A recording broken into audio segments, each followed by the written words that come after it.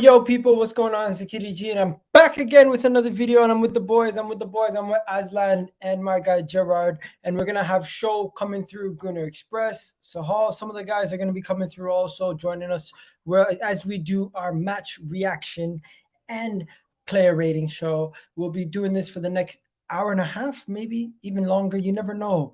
But anyone who wants to join in, you can join in also by calling in, by pressing that button in that top corner right there, if you guys can see it just in the chat. But just before I begin, I want to say shout out to the people watching. If you guys don't already know, I was away for the past couple weeks, the past couple days. So thank you for your patience, as I was unable to do the watch along today because I was live. Because I was unable to do the live watch along today because I was traveling back from the airport. So yeah, thank you guys for that, and sorry for the inconvenience for anybody who's looking forward to watching the watch along. But unfortunately, I was unable to do one today. Now, big up to Lenny in the chat, always supporting. Appreciate you, Lenny. Big up, Lenny. Let's get this going. I'm just gonna do me a favor, guys. Check out my instant match reaction. I put the link to that in the chat right now. If you're watching the playback, I'll put that in the description also, so you can check that out. That's my instant match reaction. You can check it out after this. But what I basically, in a quick synopsis, I feel like there's a lot of talking points. Thomas Partey is a talking point. Aubameyang is a talking point. Of course, Nuno Tavares and Tomiyasu's mixed performance, in my opinion. First half, not so bad. Second half, amazing. You got Saka scoring a goal. You got Gabriel Martinelli scoring an emotional goal where he was like so overly emotional at the end of the game. He went over to his family and friends and celebrated with them, holding them tight as he celebrated for that goal. And it was like, what else was there? Of course, we know Lokonga had an outstanding game, creating chance after chance, but we couldn't finish from those chances Lokonga made. The little build-up play between Saka, Smith Rowe, and Tavares for the opening goal, and just overall a very mixed performance. Terrible in some parts, good in some parts, but overall it left me like wanting more from Arsenal. It left me wanting more from the team. It left me wanting more from the overall result. We could have gotten more, but you know what? We got the 3 points. We kept a clean sheet. We keep it moving. What do you think? What about yourself, Gerard? Yeah, fully agree with you. You covered all the points correctly. Yeah, well, since you covered all those points, I'll just single out one player for now before we get into it. Lokonga, that ball from Lokonga to Saka. Oh my word! Sometimes a pass is better than a goal. If he got on the end of that and scored, Lokonga was amazing today. He was prime. He was really good. Did well. He was again getting some good interceptions and showing his nice long range passing and trying something new instead of us going on one wing all the time. Something varying the way we attack. It was really good. But as I said, it was a mixed game. The first half was not anything to be proud of or to write home to. It was really bad. But it's good to see us fix what we need to fix in the second and go from there. There you go. Big up my favorite Frenchman in the house doing his thing. Big up to you. Thank you. Natish in the house. Big up Natish beyond the post joining us. How you doing? Gunner Express is in the house. Aslan's finally back. And Corey's in the house also. You know what? There's only one way to start this. Let me go Gunner Express first. Gunner Express, how you been, man? I've been good, bro.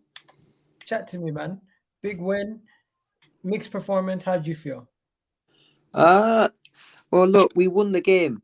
And as a football fan, as an Arsenal fan, that's all I ask, is that we win games.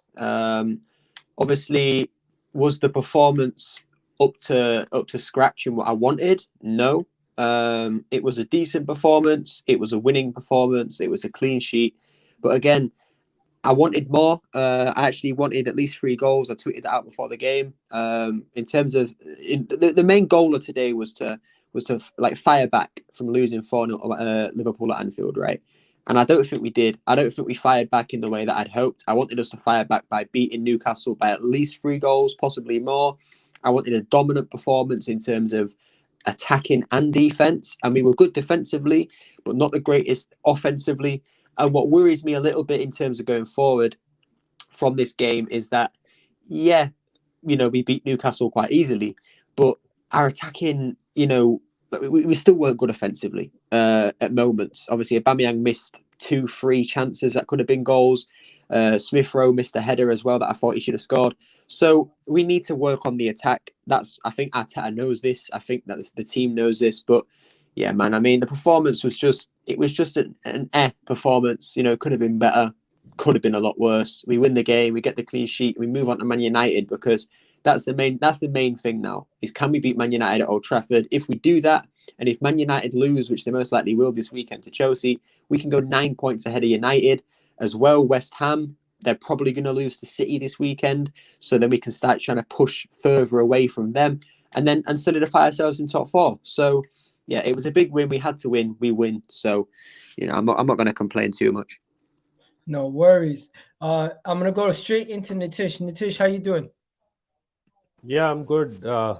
I'm enjoying the Arteta run here. Like, okay, the Liverpool loss, but I think 11 wins out of 12 is fine. No one will complain too much about it. I mean, unbeaten run, 11 games. We did not lose 11 games, but we managed to lose 1 out of those 12.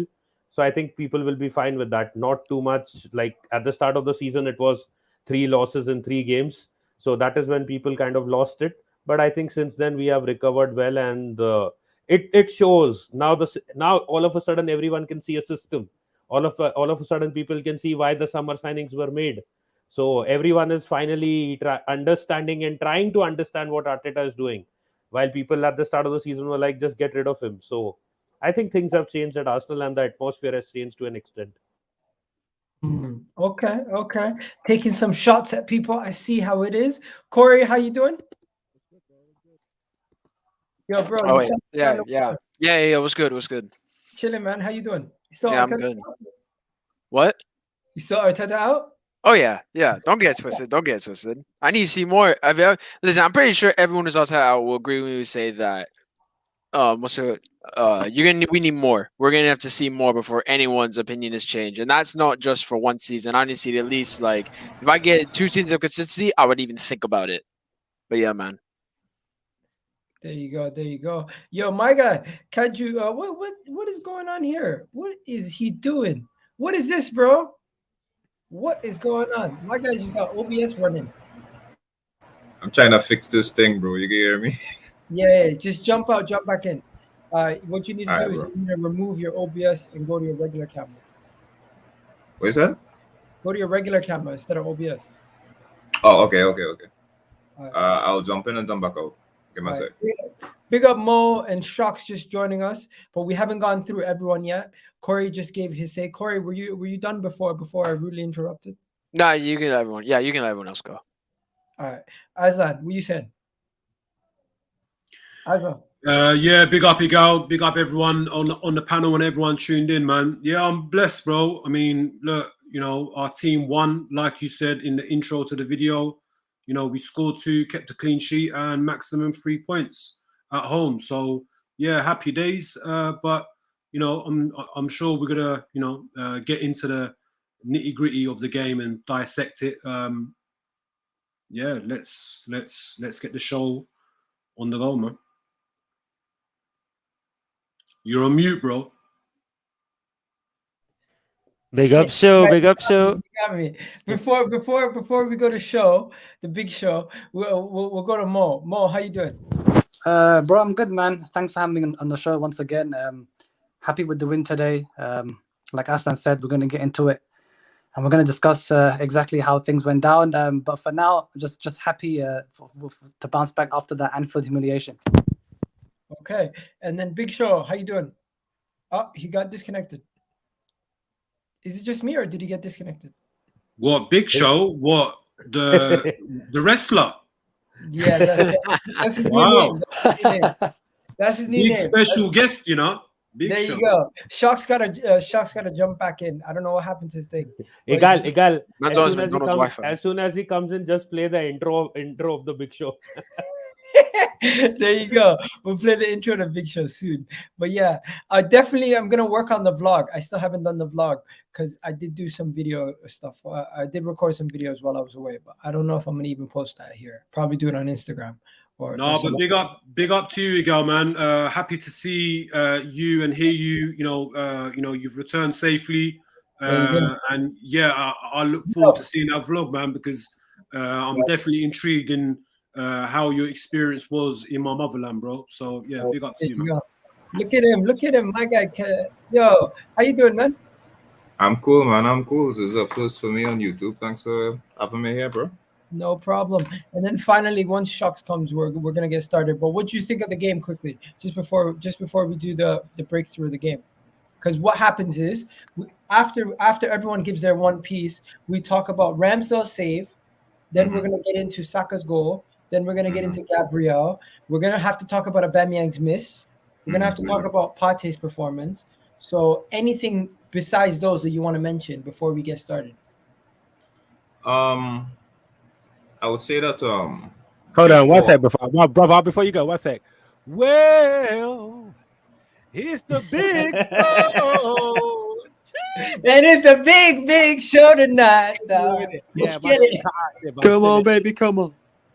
Yeah. Before we fucking say this McDonald's Wi-Fi, I heard you put. Move. Yeah, I love this. The whole crew's here today. We got a full panel. There's gonna be chaos. There's gonna be chairs thrown. There's gonna be people doing some madness. But that's why we got the big show. Anyway, yeah, Keju, continue. Yeah, I ain't gonna lie, bro. From like where I'm from, like that kickoff was mad early, like all 7 o'clock for me. So like I had to like scramble to get highlights and what have you. But from like what I've seen, yeah, the first half seemed like it was a little bit slow, and it kind of built up into the second half. I think that Tavares especially, like, he kind of built into the game.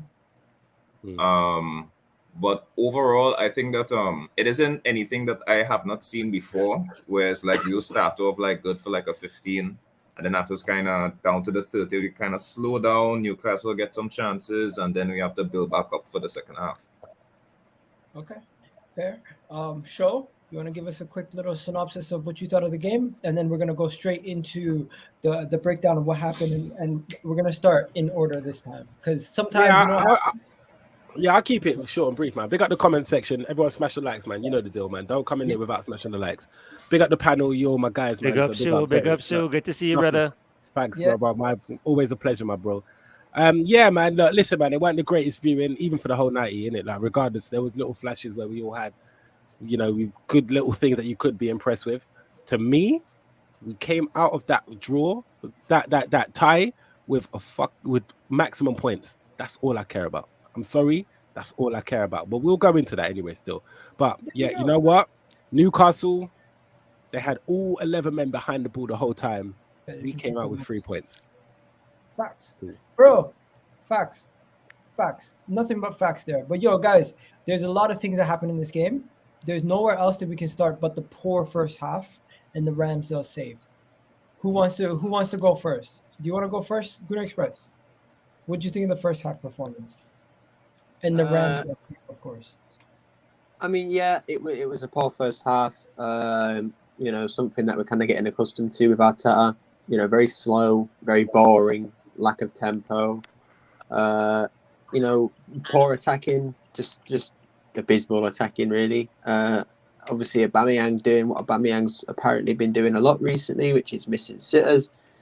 And I mean, yeah, I don't really know what else to say. It was just abysmal. Obviously, John Joe Shelby has a pretty decent shot. We know we can hit him. Decent save by Ramsdale. You know, it wasn't like a world-class save or anything, but it was good enough. It had to be made. And I mean, yeah, just not good. I mean, I think all the players in terms of the front four were abysmal. Ødegaard was probably the standout. in that first half for me is the worst. Cincinnati had most of the ball and was just doing nothing with it. He kept losing it. He misplaced passes. Touches were just abysmal. He kept trying to switch the play and they just were not reaching. But it wasn't just him in the first half. It was all four of them. But yeah, it was not a good first half. And I mean, look, I understand that there's the argument that maybe we did it on not on purpose, but we were just trying to break down Newcastle a little bit or see what they're going to bring to the table. But you do that against like a Man United, even with the form they're in right now, they're just going to blitz you in the first half. They've got Ronaldo, they've got Sancho, they've got these players that will do damage to you. So I think we need to be more careful in terms of, coming out the gate so slowly. But yeah, it wasn't a great first half.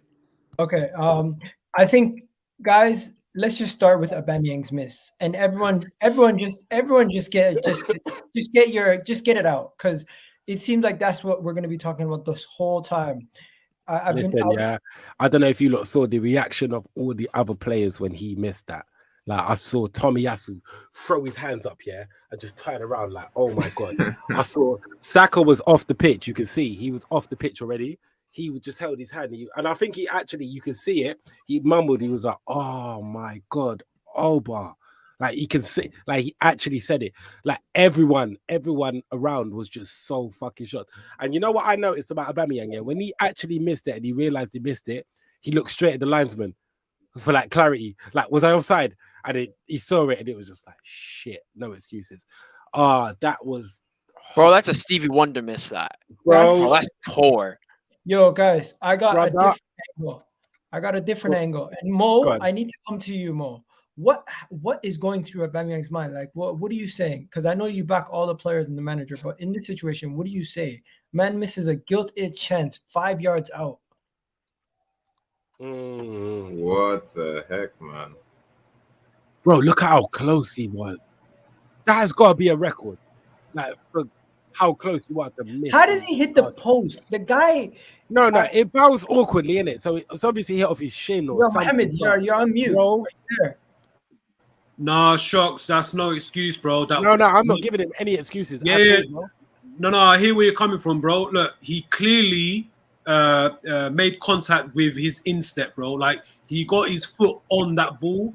For me, bro, when you're 3 yards out, literally he's bang on in the middle between the goal line and the 6 yard box. Yeah, he's bang on in the middle. Yes, where he is positionally, he's not as central to the face of the goal. So you could say from where the keeper is and where that near post to where he is, it's a limited space. But for me, the player of caliber that Aubameyang is, he should not be missing from that distance. I remember, was it during the Premier League season or was it in the pre-season? I think it was in the pre-season against Hibernian. He missed another sitter very similar to this. And look, for me, when you're in a position like that with a player that Aubameyang is of his quality, that should be in the back of the net. Yeah, that's his, bro. This is his bread and butter. Yeah, he's about scoring goals. And when you're as close as Aubameyang was, as you can clearly see in the picture, clear as day, right? That should be making the net ripple, bro. That should be in the back of the net. So I don't know, man. For me, it's just one of those crazy chances. Look, it's not the worst miss in history. We've seen worse, but this is obviously got to do with our club. But yeah, for me, there's zero excuses, man. He should 100% be more clinical with this chance. I think what's happened is that like it's already gone through. I think in his head he's already thought that he scored and he's like got ahead of himself and he's just completely missed it. And I think that's what happens in my opinion. I don't even know what to say, my guys. Like, I seen this and I was like, Aubameyang, what the fuck? Like, that's just the first thing that goes through my head. That's what it is, bro. It's a Stevie Wonder miss. It's a Stevie Wonder miss. Gerard, just one word to describe this, man. Shocking.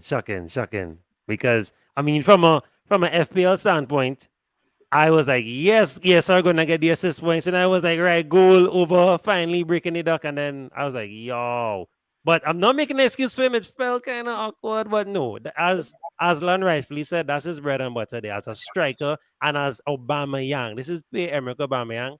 Those are the kind of goals he should be bagging easily in his sleep.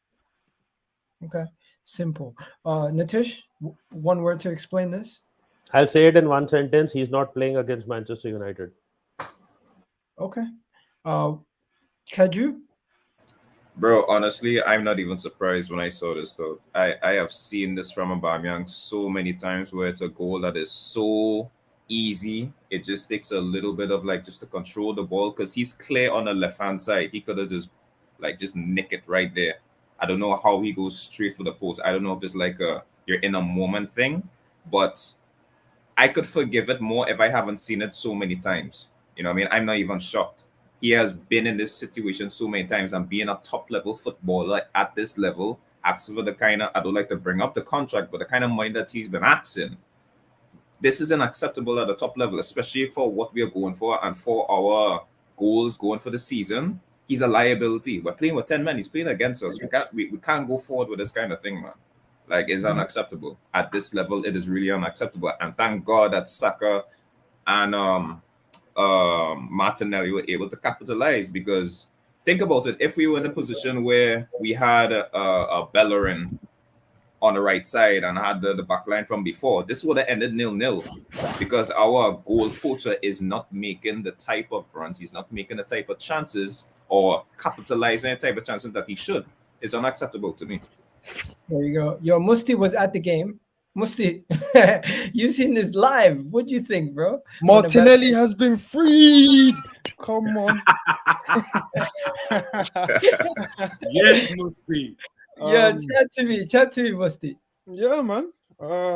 Obviously, what can I say, innit? Pierre-Emerick Aubameyang. You know what I mean? That one looked harder to miss than to score. I don't know, man. I don't know what to say about this guy. Man's I couldn't get Aubameyang. Yeah, Mohammed, whoa. you're still there. I thought you disconnected. Yeah, my bad. I had some connection problems. But I'll let Musti finish. Yeah, I don't know what to say about this guy, man. You know, he seems to be going through a difficult period at this moment in time. Whether that's due to him being out of form or out of confidence, a lack of confidence, or just him not being up to it anymore, I don't know. I think only time will tell with that. But yeah, man, that was, I just don't know how he missed it. It was, the whole stadium literally just erupted when he missed that, because I stood up after the first chance. I can't remember who it was, the first initial shot, and then I think it was Smith Rowe with the header, and then it came out, and then it went to him, and I was like, yeah, that's a goal. Bro, when he missed, all I heard was all of the fucking, defamatory language and every word up to the sun was being shouted at him. I kind of felt bad for a minute, not gonna lie, but at the same time, man, he's just not performing at the moment. I think he needs to spell out the team for me, man. Again, I've said this before and I'll say it again. I don't know what he does to deserve these starts over people who are performing better than him. I guess obviously training is probably one thing, but in the games, if you're not doing the business in the games, I don't understand why you're starting. History, what you've done in the past. Honestly, that's the only logic behind it, in my opinion. Yeah, he's playing on merit. Yeah, he's playing on merit, because like I seen this picture. This picture screams 1,000 words. But Mohammed, tell me what you think about what happened, because like I was trying to get your take on this. Yeah, bro. Obviously, it was a shocking miss. I actually think that he's just past it, bro. The guy's turning 33. He's turning 33 years old in June. Yeah, he's 32 right now. He doesn't particularly. Well, I'm not gonna speak of things I don't know, but I know that he plays video games late into the night, and I don't know if he's getting the required sleep or whatnot. But at the end of the day, I don't think it's a question of effort, because he presses a lot and he runs a lot, right? So it's not an effort thing. I just think he's not good at football anymore, bro. That's what it is. He's just not good anymore. And it happens. It happens to the best of them. Father Time catches up to everybody. And Father Time is tapping Aubameyang on the shoulder. That's what that's happening, guys. Right in front of our eyes. I think he's also a victim of the system that Arteta plays. I just think that when you look at the way we play, it just doesn't suit his style. Yeah, man. Bro, what system stops you from scoring that kind of chance, though? No, Yo, but Musti, when you you talk say- about are when you you talk guys about from the overall, same- like him being finished, like I think he's a victim of the system. Yo, Musti, Huh? are you from the same ends as Libs? Guys are No, saying you but sound. Libs is my guy though, man. Big up Libs still. There you go, another Somali brother doing his thing. But yo, we got Dizzy joining us also. Dizzy, don't think we're gonna. Yo, can you hear me? Yeah, you sound sick, bro. You okay? Bro, can you hear me? Can you hear me? Yeah, we can hear Yeah. you. Yeah. So please give me 30 seconds to talk about this striker. And like, please, Unfortunately, we no can one should hear you. cut me off here. Okay, go ahead. So Go ahead. last night I was in this space with people having this debate, and they told me Aubameyang needs 6-7 chances to score a goal, and to them that makes sense to them. To me, that didn't make sense to me because there's no way you are going to sit in front of my fucking black ass face and tell me a world-class striker needs 6 chances before he scores a goal. That means he needs 12 chances before he scores 2. Bro, Ronaldo doesn't need 6 chances before he scores a goal. Vlahovic doesn't need 6 chances before he scores a goal. Lionel Isaac Messi doesn't. doesn't need 6 Martinelli chances in the game doesn't. before he scores a goal. But Martinelli scored a goal with according one to chance, them, bro. this guy needs 6 chances. Martinelli needed And the 35 fact that they were seconds. even trying to use it to actually defend it, bro, saying that to me just proves that the striker we have is not prolific and he's actually not good enough. But he needs 6 chances in it. Gabriel Martinelli came on. He didn't need 6 chances. SAKA Scored in 2 didn't need minutes. 6 chances. But anyway, I guess swag and Look that at shit. Saka's made more than 6. We got swag up front. Anyway, We got the swag Egal, merchant please himself. continue with the conversation. So, Swag and and coffee, bro. one more Swag thing. and One more thing. Mufti! If And- Egal, I'm sorry, one more thing. Let me finish and leave here. If Martinelli's chance fell to him, bro, he is. Bro, he's not Martinelli scoring backs. that. He's not finishing that. The guy He's can't finished, put in bro. a I'm tap sorry, in. he's Why will he finished. finish But that? anyway, Yeah, and Egal, I just want to add one thing. When Lacazette was missing 2 chances and scoring maybe on every 3rd chance or 4th chance, people were saying that Lacazette is shit. Now Aubameyang is doing worse than that, but some people are still defending Aubameyang for the same thing. You know what, bro? I got a genuine question. Are we Yeah. sure Willie Aubameyang's not the one actually playing up front? Are we sure No, it's not Willie? No, I we're think it's sure. We're Pablo sure it's Aubameyang. not Willie. We're sure it's Because not. this guy is not. This guy can't be Pierre, bro. This ain't the Yo Pierre you want to come out here that we know, bro. This ain't that guy. I'm telling you, yo, Shocks, try reconnecting because it's not where Shocks wasn't reconnecting. But yo, guys, I'm done talking about Aubameyang. I'm just gonna let the last 2 people who haven't said anything on this. Aslan, thoughts on Aubameyang? Bro, I gave my opinions at the start, man. I said it was a shocking miss, and it's an unacceptable thing for him to miss at that close range. And look, he had another chance in the second half where he failed to convert. And did he have a 3rd chance? I can't remember, but yeah, look, for me, Aubameyang has definitely not performed to the highest level that we expect of him. And, from time, he's our most experienced player within the squad.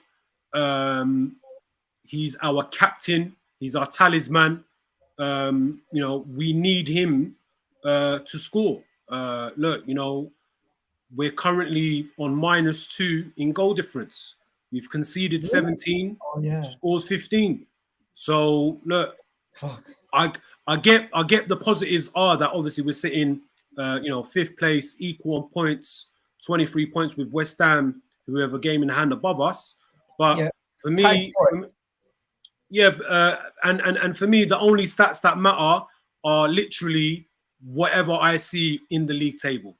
That's those stats, and obviously on individual players whenever they whether they score goals and make assists. Those are the stats that I live by, and they're the only ones that I would mention. Anything else for me is irrelevant. And yeah, man, look, I just hope he gets back onto scoring form, because if he does, it's going to benefit our team and our club. So hopefully he can find form as soon as possible. Facts. So we're gonna move on. Can we talk about the one goalkeeper in the world that if he commits a save, he gets criticized because he's doing his save is too good, and he's trying to make it look good for no reason. That is what I actually seen someone tweet today, and it actually somehow it got a lot of traction. People are saying Ramsdale he's not actually a good shot stopper. He just makes his saves look spectacular. So that's why people rave about him. He's actually just doing the basics. What the hell is going on? I don't know What who is who that, Egal? What's that? Well, if he Hey, does don't hate, overdo, I'll man. tell you what, right? I'll tell you what. If he does overdo it, he does a damn good job at it. He makes It's just average saves Arsenal look facts, bro. incredible, bro. Damn good job. Which Listen. club fan was that? I seen 15,000. Nitish, who do you think? Which club do you think? Chelsea.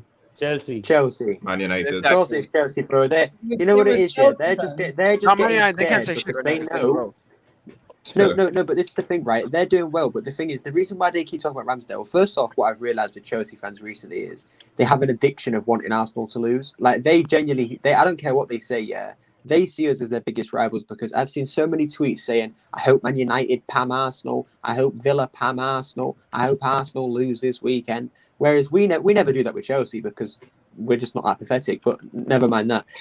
It's the fact that they hate on Ramsdale so much because they think they have the best goalkeeper in the world. He's not. Jan Oblak's still better for me. But they think they have the best goalkeeper in the world. And what they worry about is Ramsdale is performing to a similar level of Mendy in terms of the saves he's making, how crucial the saves that he's making are. So they're worried that if Mendy's performing to the same level as Aaron Ramsdale, who plays for shitty old Arsenal, how can he be the best goalkeeper in the world? So they're trying to downplay Ramsdale to big up Mendy more, which is quite silly, but it is what it is, man. Like, when we finish the season with more clean sheets than Chelsea, then, we'll see who's talking then. But Now, you know what the other thing is, right, with Chelsea fans? They just can't accept that when you tell them Ramsdale's been the signing of the season, they just can't accept it, and when it's actually facts. Because, bro, I've seen some Chelsea fans say Lukaku's been the signing of the season. Bro, the guy's barely playing. Bro, the guy's got Yo, guys, even played. Just stop for 1 second. Let's just appreciate Aaron Ramsdale and what he's done in the time that he's been Arsenal goalkeeper. I'm gonna give you guys the stats right now.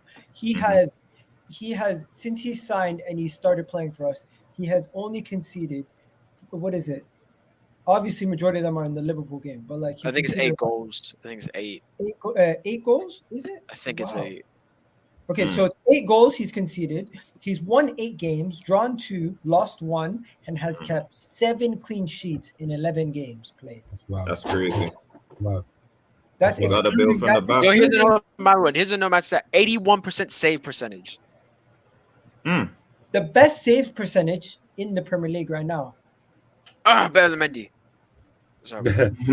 It triggered some Chelsea fans there, bro. Let me just go to Mohamed first, because Mohamed, you've been backing him. Show's been backing him. I've been backing him. Now everyone's backing him. How you feeling, man? Bro, I'm over the moon, man. We finally have a goalkeeper that is not only competent as a keeper, but he can actually play at the back. He's got leadership, character, everything we could have hoped for, man. And that's why, you know what I mean? So, listen, he's got it all, man. And in my opinion, he should be the next captain of Arsenal Football Club. Chill out. It's only been 12 games, bro. Explain why, Muslim.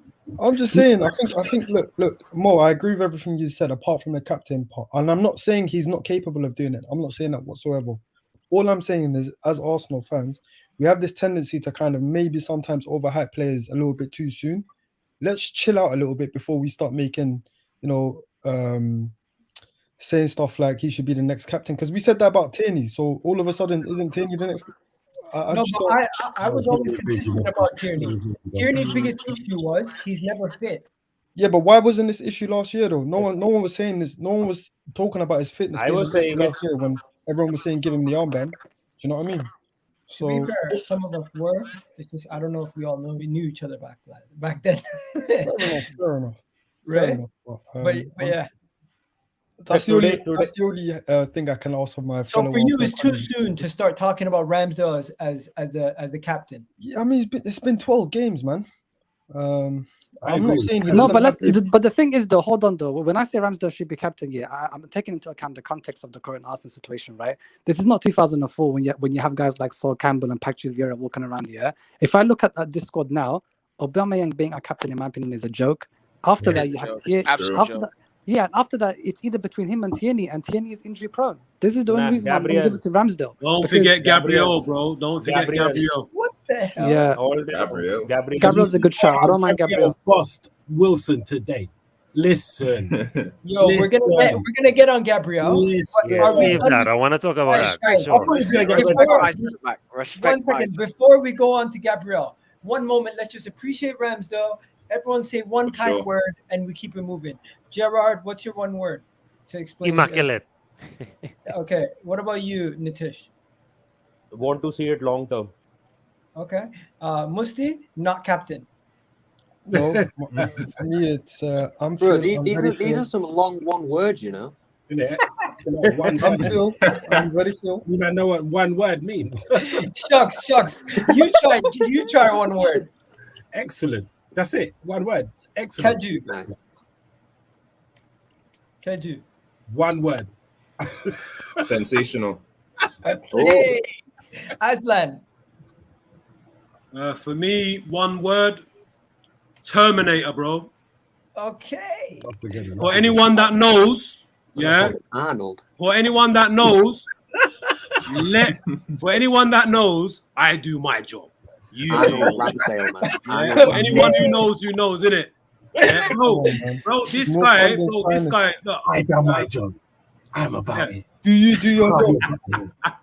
No, but look, seriously, look, jokes aside, yeah, for me, bro, honestly, look, I didn't pass judgment on him in the transfer window when we were linked. For me, the only thing was about the price tag.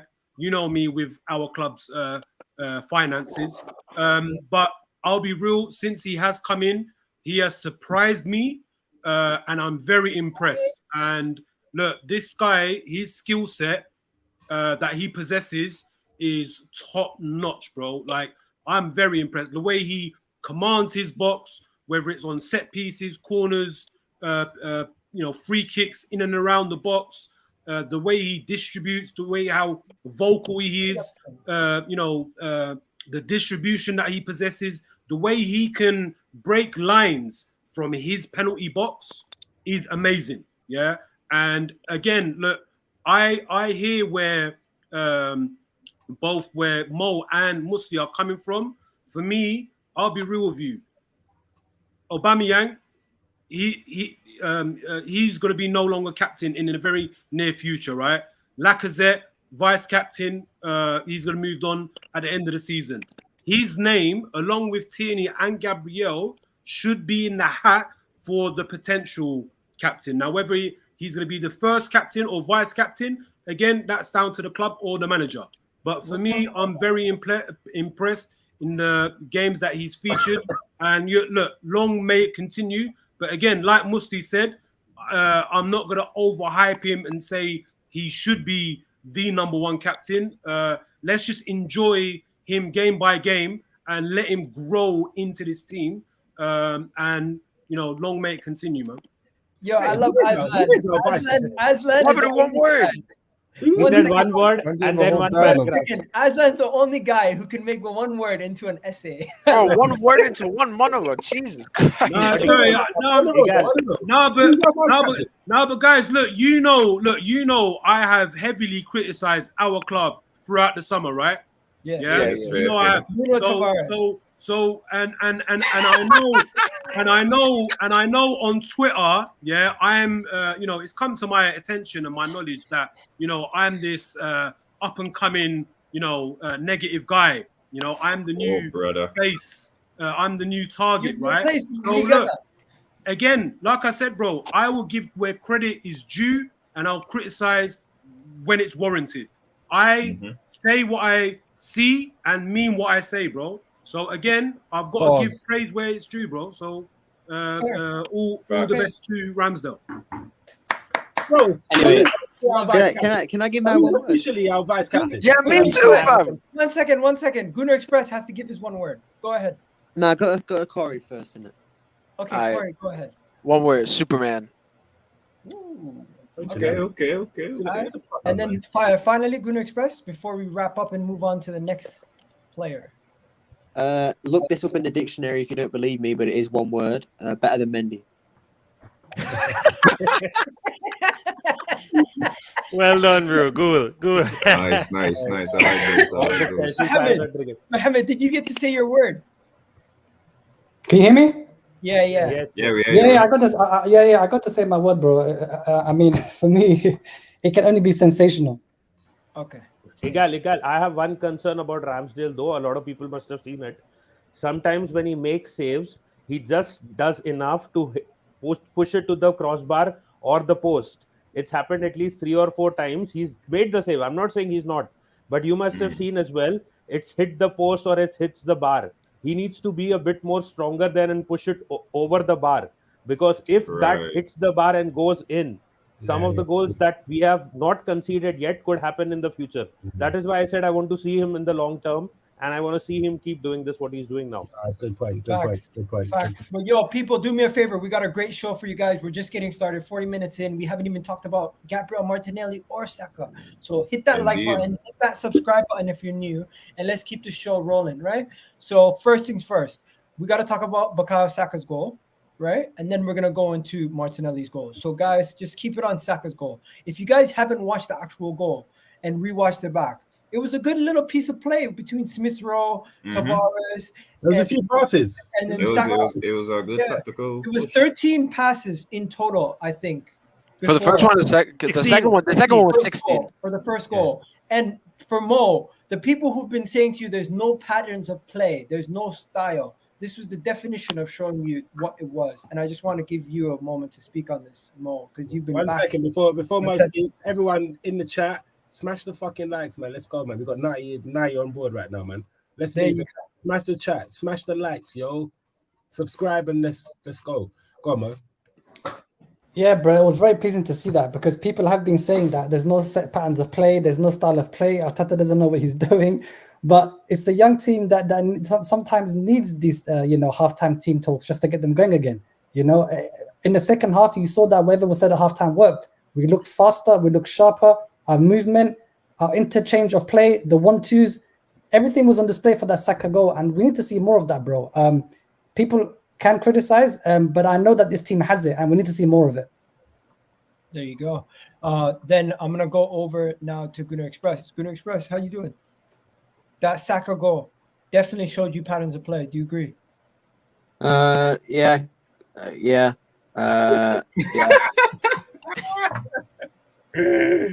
Okay, but obviously you don't seem impressed, but still it showed you something, right? No, bro, I'm playing FIFA in it, so sorry, I'm kind of concentrating. Yeah. Love the honesty, bro. No, so you go with Saka, yeah, good goal. Literally about 10 minutes before he scored it, I was actually criticizing his finishing. So reverse psychology and that, it always works. 2 minutes before. But he's my star boy, man. I keep saying this. He's my star boy. Oh, my throat. Ask him about Ben White. Tearing up, bro. Ben White tearing up, bro. My guy's about to cry.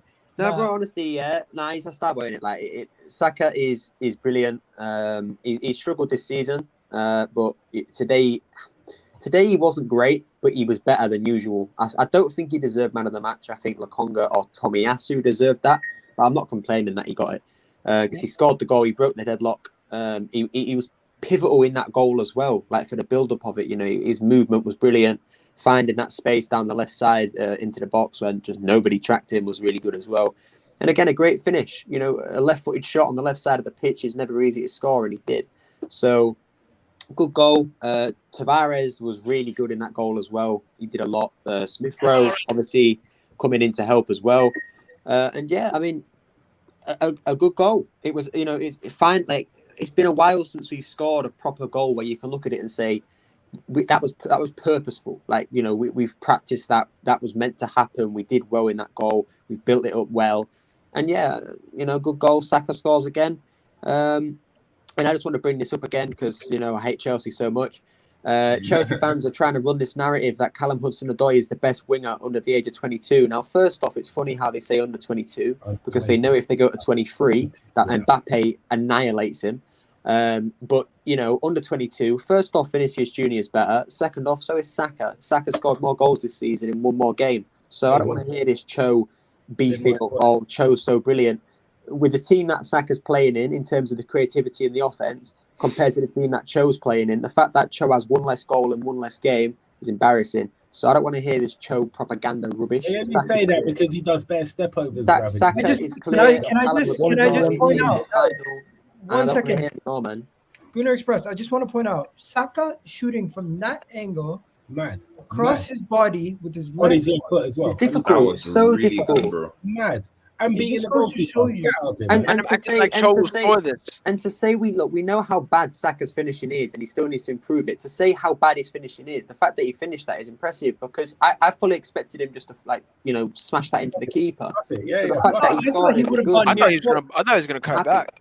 No, I thought he was going to put in a cross into the box. There was a run there, if you can see. You can see exactly. And you know what it shows? It shows that he has that kind of confidence about him. He's confident in his abilities, and that's people are saying he's left-footed, so of course he should score that. I get that, but what you have to understand? What do you mean? What you have to understand? That doesn't have anything to do with anything. You should be expecting at that position right there is a switch along the goal line, which is a cross. Like the fact that he shot and scored that is fucking impressive, man. Yeah, that shot is a right. That shot's a right-footed shot, not a left-footed.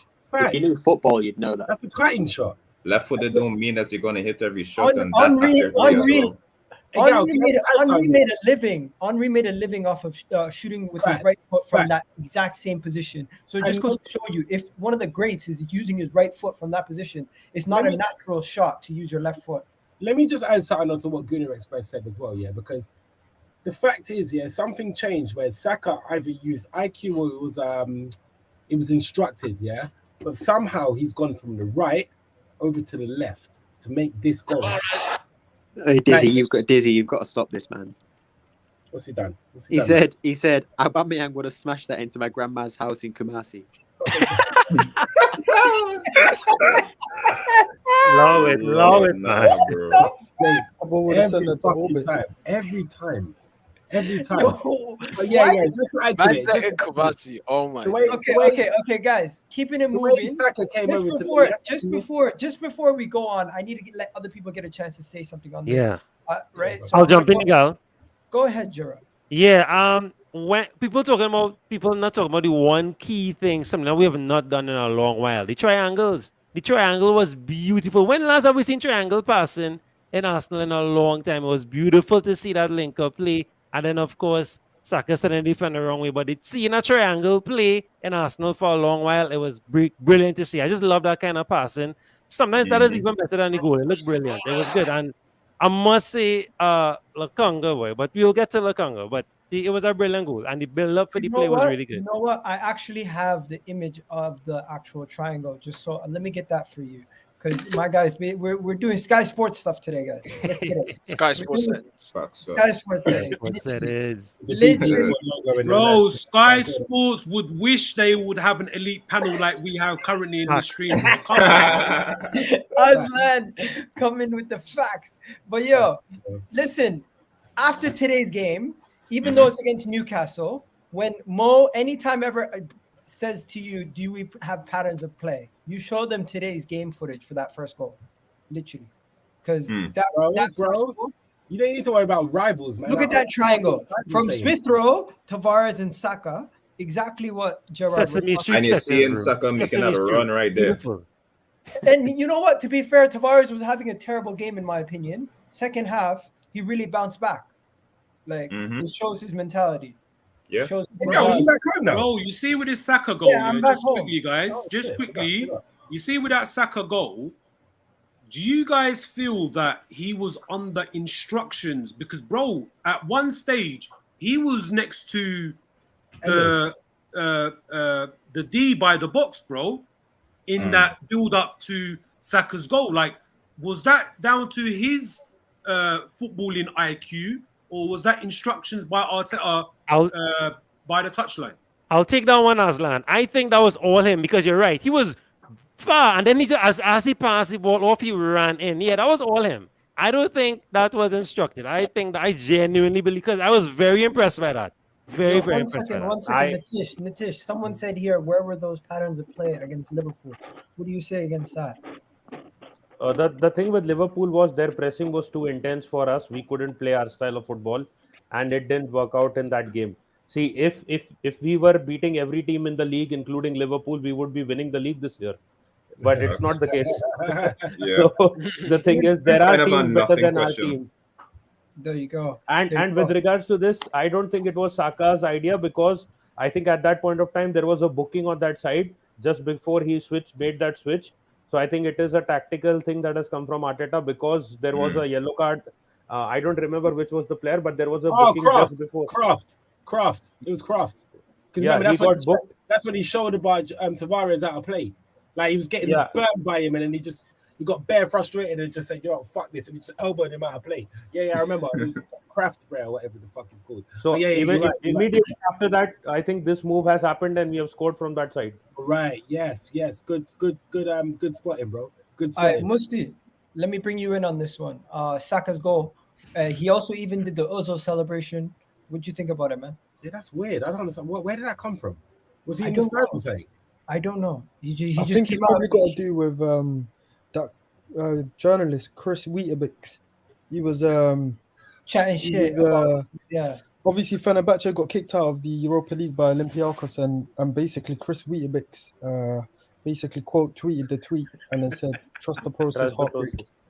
Man But said then- Weetabix, you know. Why'd you call him Weetabix? because he's a small man who does not deserve any respect. Because when when Weetabix was trying to make a name for himself during the early stages of his career, he was kissing Ozil's ass for pictures, for invitations. Ozil invited him round to his own house. They were doing interviews together, and now all of a sudden it's trust the process. So all I'm saying is, man like that. So he's Yeah, a 100%. We'll certified see D-rider then. rooftop settings, bro. Like, bro, they were having Exactly. like brunch on like in central Yeah. rooftops, bro. And like, bro, for me, that is snaky moves right there. Very. Yeah. And like for us as a fan base to see him as a key or credible journalist, as a voice between club and fans, him being a voice as a key journalist for the Arsenal fan base, for me, that type of behavior just for likes and retweets on Twitter, bro, it's disgusting, bro. So do you think so 1 second. So do you think this is 100% a shot at a journalist, or 100%. Why else would he do it? Nah. Saka won't target. You think her. it might be a shot at Ozil, with maybe? him last night, bro, and he said, "If I score, I'll do your celebration." Like, come on, like. I mean, it's nah, even you know what though, yeah. Like on this whole thing with Ozil, I mean, first off, he can hold that about Fenerbahce getting eliminated. Yeah, hold that, bitch, because you took fucking 350k from our club every single week and did jack shit like Aubameyang's doing. Yeah, so Jesus. to Ozil, he's not my legend. Yeah, I'm he's a not my Besiktas legend. fan now. I don't know about you lot, but he's not my legend. Yeah. Yeah, Aslan, I back Besiktas. Bro, Ozil ain't no legend. Bro, is he ain't Legend? Why? Nah. Look, he ain't my legend, yeah. So if you want to cry about that, innit? Bro, Santi Cazorla's my legend. Ozil I fan can base respect that of one. Arsenal Football Club, hold that in it. Like, I don't care. Like, this guy was not a legend of Arsenal Football Club like people try to tell me he is. He was a good player. He broke a lot of records, but the things that he did to the club as well, in terms of being lazy, not turning up for away games, not turning up in general, just on the pitch, Not turning up to training. and just taking the amount of money that he did, and the way that he treated Arsene Wenger, the way he treated the other players around him.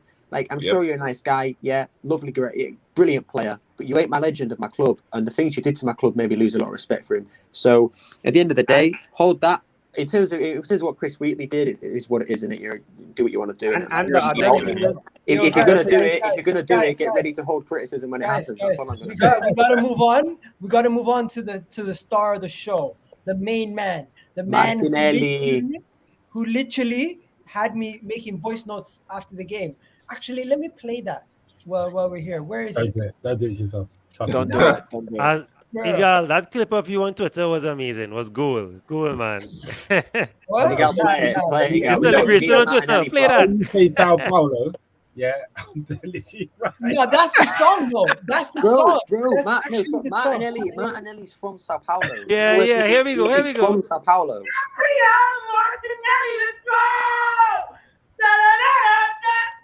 Oh my lord. Egal, I'm not gonna lie, bro. Egal. Egal, I'm not gonna lie, bro. I would hate to be your neighbor. I lie. How you said Palau, like you say Mariah. Is this available on Spotify, please? No, but Egal, you know Egal. why? You know Wait, why? Egal, I don't know how you get away screaming that loud, fam. No, but do you know why I Egal. was so gassed? Because I said, let's go. Martinelli's on, right? And before he was on, I was saying some stuff like, oh, we're going to win 2-0. We're going to win 2-0. Like, listen to this. Let's go, Bukayo Saka! What I tell you guys, the floodgates are open. We're winning this game. They are not scoring a goal. Mark my word, 2-0, end of the game. You're going to see Bukayo Saka with a beautiful goal to open them up. You know what, Nuno Tavares, I wanted you subbed off, but you know what, you did your job. You did your job. You did your job. Nice little pass into Bukayo Saka, and Bukayo Saka laid it in and scored. Let's go. Let's go. 1-0 to the Arsenal. I'm gassed. We keep it moving. You already know. We keep it moving. Ha. Egal, it's so hard to tell that if you're angry or happy. It's actually so hard. No, Egal, I Yeah. don't know if you saw the group chat, right? But literally as he came on, yeah, every single fucking person in the group chat was saying Martinelli's on, or like, you know, he's let's hope he gets a goal, like giving love for him. And I think with Martinelli, right, what I've realised, I think he's the most universally loved player at the club. What I mean is, if you was to ask people who your favourite player is, they might not name Martinelli. But in terms of who most of the fan base like universally loves, it's him. Like no, there's no like He wanted to Martinelli, succeed. right?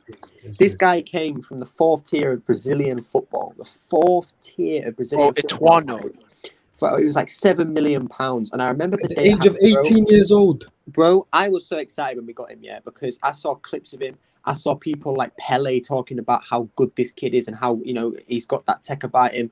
And then I saw his interview when he was saying, you know, how I'm a big fan of Arsenal and I've been a fan and, you know, I love, like, I base myself off of these certain players. Bro, I've loved his mentality from the beginning he came here, yeah, and I backed him from when he came here. I saw so many people say, why have we spent £7 million on some guy from the slums in Brazil, whatever else, all this shit, yeah. And this guy's come in. Within his first season, he was bagging goals left, right, and centre. Got double. He was the only teenager in Europe to get double digits in one of the seasons. Yeah, I think it was 1920. And Barre's the best holding midfielder in the entire planet. He's brilliant, Sat him bro. down. In fact, he's brilliant. Like, bro, he has that natural ability that the best, like, you know, that these Brazilian players have, and he's brilliant, man. This guy comes on and just scores a brilliant goal. Just like it's nothing. Like 35 seconds on, scores a goal straight away. Doubters are proved wrong again. And to be fair, when I say doubters, it ain't Arsenal fans doubting him. It's the rival fans. Like Arsenal fans. Chelsea fans again. Sorry. Arsenal fans love Martinelli, and he deserves it. He deserves the love because he's come like what must he say? He's an 18-year-old from the 4th tier of Brazilian football. Probably wasn't even getting paid at Ituano. Coming to Arsenal is massive. Coming to London is massive. Then getting injured for like 200 plus days, and the fact that he's just come back in as if nothing's ever happened and just got on with it, it's mentality that we need, man. And I love Martinelli. The bro. sickest thing is, I love Bruno, it. like, when he came on, like when he got subbed on, the crowd was going crazy. Before he even did anything, the crowd was going nuts. I saw that. 90 That seconds must give later, him so what much happens? confidence as well. Back of the net. I told you, man, about this kid, fam. You man don't listen. Talking to me about Obama Wingy, fam, and it's 350k. A boomerang, bro. It's a dead boomerang. hairline, fam. Finnish guy, fam. Did you see the movement? Did you see the brains? Movement, Did you see where he yeah. positioned himself? That's the Obama most finished. That's the Yeah, most let's get some other people involved. Could never. Keju, you there?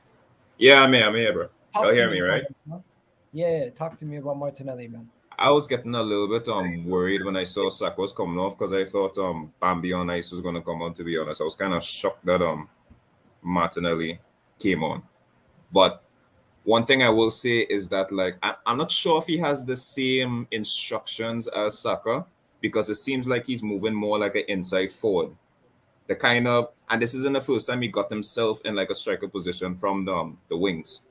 So I'm not sure if like, because is Saka's if anyone knows, is Saka's injury, is that like, is it a long-term injury or is it just like a nick? What's going on with him? Mo, do you know? Yeah, he just had he felt something in his groin, so it's probably just a slight groin tweak. So he's not out of the United game. Just needs to see how it evolves in the next couple of days. Okay. Look at how the rest of the team was so happy for him. Lacazette going for him. Aubameyang was so happy for him.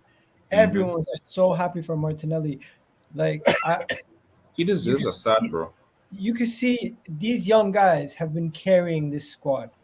Like Smith Rowe and Saka. They deserve somebody else to help them out. Gabriel also performing amazing.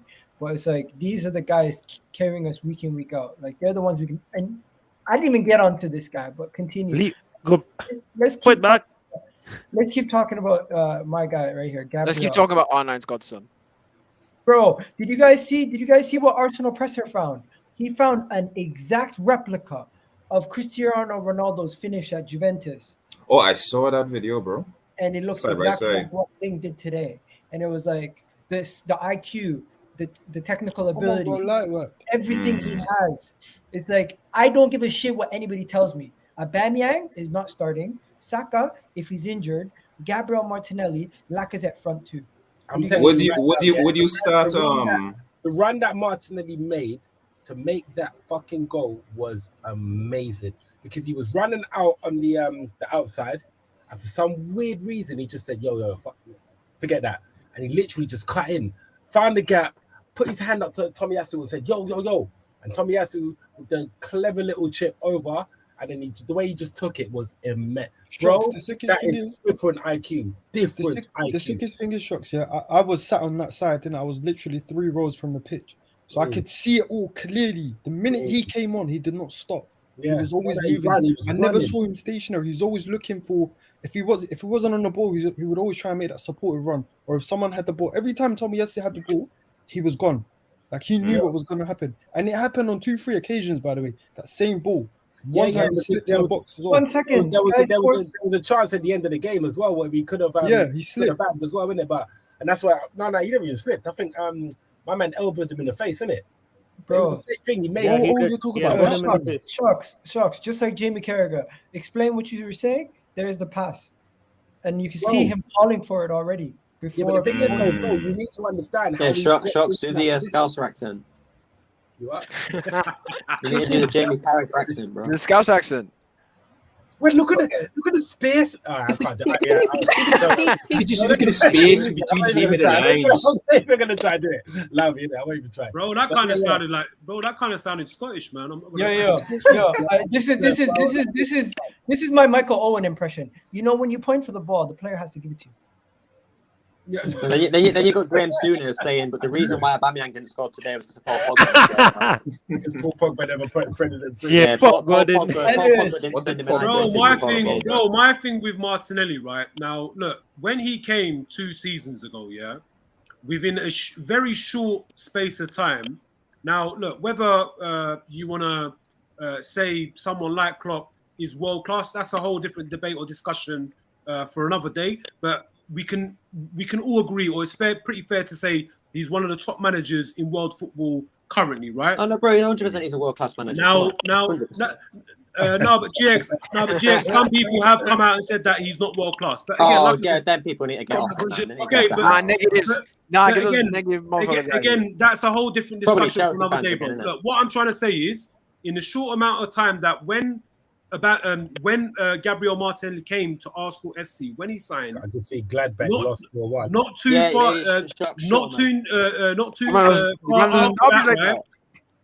too far after that, Jurgen Klopp came out and made it public knowledge that he was one of the best talents that he had seen. So from time a top level manager / world-class manager is coming out and saying or singing someone like in Martinelli, singing his praises from the highest hills, right? You've got to notice this lad, right? And for me, look, just purely on him coming on, he came on and made an instant impact, bro. Facts, it was clear to facts, see. facts. Yeah, Big facts. Musti saw it firsthand. He was there live and direct. He saw what he produced in the flesh. And look, we can't exclude the pass that Tomiyasu picked out in assisting Martinelli. Like, he done his job there in that phase of play. But at the same time, Martinelli still had a lot to do. And at the angle that he made connection to that ball, to volley that and to score that goal, that's different type of techers, bro.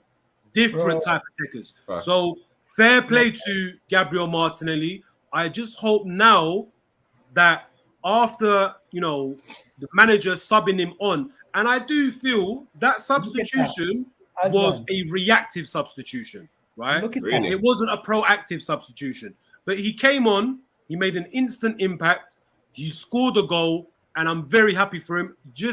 I just hope now, moving forward, that every time that he doesn't feature, he gets the game time that he deserves. I'm not entertaining this 90-minute sub, come and eat up stoppage time minutes, whether it's 2, 3, 5 minutes or whatever it is on that specific match. I want the available minutes that he warrants and deserves, bro. Because look, we're nearly at December. Games are coming in thick and fast. He needs the game time. He needs to be match sharp. So come January the 1st, when our 4 players are going representing their national sides in AFCON, I want him to be able to hit the ground running. Yeah. And today proved that he can be that difference maker. So yeah, I applaud Martinelli. Well done, well deserved. And yeah, look, I love this kid, man. I feel the future's bright, but only time will tell. But yeah, big up Martinelli. Yo, you guys already know what I think about him. If you watch my watch-alongs, I sing his song every time he gets subbed on. This is one of my favorite players in the team. I wouldn't say he's my favorite, but he's one of my favorites. But yeah, let's do it. Since Aslan's already said his piece, Gerard, what's your one word on Gabriel? I have a few ways. I mean, we already spoke about Gabriel, but let's talk about Takehiro Tomi-Cafu, right? He was on fire today, right? He was on fire. Wait. You call him Cafu, chill, right, bro. right? No, Man I saw said someone Tommy tweet that Cafu. today. Someone tweet that today, and I had to use it. I had to use it. You can't be I had calling to use it. Tomiyasu Cafu. Someone tweeted that today. They said Takehiro Tomi-Cafu, and I was like, yo. But I'm just joking. No, I think No, Jared Chambers holds that title, bro. Callum Cafu Chambers, bro. Come on, man. No, but I have to call big him up the English Tomiyasu for that. They call him the English Cafu. But yo, I have we to gotta big up- chill. I have We to big gotta up chill. Tomiyasu. This is what Musti was talking about when he was saying overhyping players. We gotta chill. We gotta chill, bro. But yeah, continue. What are you saying? I you know me. I like a pass more than the goal. The pass was just that pass, the awareness to do that. Yeah, I have to big up the pass. You all spoke about the goal already, but the pass was brilliant. Really, really brilliant. Yeah, to be fair, let me just tell you guys some of Tomiyasu, because I've seen a lot of people talking about Tomiyasu's statistics and saying how big of a factor he had in this game. But like, if you look at it, I think he had the most. Wow, look at that. He had an assist, he had 3 key passes, he had 3 tackles and 5 crosses. This is just from Opta Sports for what Arsenal put out. But then if you go even deeper, you see he had 96 touches, 89% pass accuracy, 3 attempted tackles, 3 successful tackles, 3 attempted dribbles, 2 successful dribbles, 2 chances created, and an assist. So the man was not only defending, but he was getting forward today. Yeah, So- the reason for that probably is because Odegaard was played behind the striker who was slotting in the midfield. So that is one of the reasons why the full backs got more freedom to push forward. And for the first time, I think maybe once or twice he's done it before as well. Tomiyasu actually pushed forward. Like, we haven't seen him push forward this freely in the last couple of months. So I think that is again tactical. If Lacazette was playing in that role, he would never be able to add to the midfield, and it would be like only attack from the left. But because of a player like Odegaard who was running around and assisting the midfield in defending as well. There has been more attack on the right hand side as well. There you go. But yeah, thank you to some of you guys. I'm gonna have to lower the panel for the player ratings, and also just to let some other people come join in. So Mohammed, thank you for joining, bro. You have any closing remarks to say before you go? No, not really. Just happy we got the win. Happy that we're level on points for the fourth, and just glad that we are competing this season and beating teams that we failed to beat last season. So that's what I wanted to see this season. I wanted to beat the likes of Newcastle and Burnley and Aston Villa, and that's what we're doing. So I can't ask for more than that. There you go. And we're going to be doing a big Manchester United preview on Wednesday. So stay tuned for that, Mohammed. If you want to jump in, I'll talk to you guys later. Talk to you later, Mohammed. Take it easy, man. Peace out. Kaju, just going to make some room for some other people to join. What were we going to say? Just before you go, you want to say some closing remarks? Similar to my boy there, like from what I've seen, like I just need us to maintain more our form going forward, because these games are the games that matter. Whereas like losing a game to Liverpool, we won't feel it as much. So we need to push forward, keep doing it game by game, and just get ready for Man United. Yeah, and we got Costa here saying, Egal, mate, how are you? Trying to call in today. Yeah, you can call in, bro. Call in whenever you're ready. Call in whenever you're ready, man. But yeah, big up to you, Kaju. Have a good one, bro. But yeah, we're gonna now do the player ratings, right? We're gonna now do the player ratings, and we got Sean. If you want to call in now, you can call in. The studio is not full anymore, and same thing for you, James. I know you're over there in the Caribbean, but yeah, Teju just joined in. Teju, you're one of the guys that call in. Oh. Yeah, bro, if you can just mute your background and unmute yourself whenever you're ready. But yeah, we're now going to do the player ratings. And just before we do the player ratings, the way I'm going to do this is I'm going to give each player one person, and one person can rebuttal if they disagree with that player rating. So anybody here, you can rebuttal and disagree with the player rating as you wish. But yo, Teju, you unmuted now. You can rebuttal if they disagree with. Oh, bro, Teju, you got something playing in the background. I can't have you. Sorry about that. I gotta just take you out. Right, and then big up Aaron, Donnie Aaron. How you doing, man? Hello, you there? Yo, you're on mute.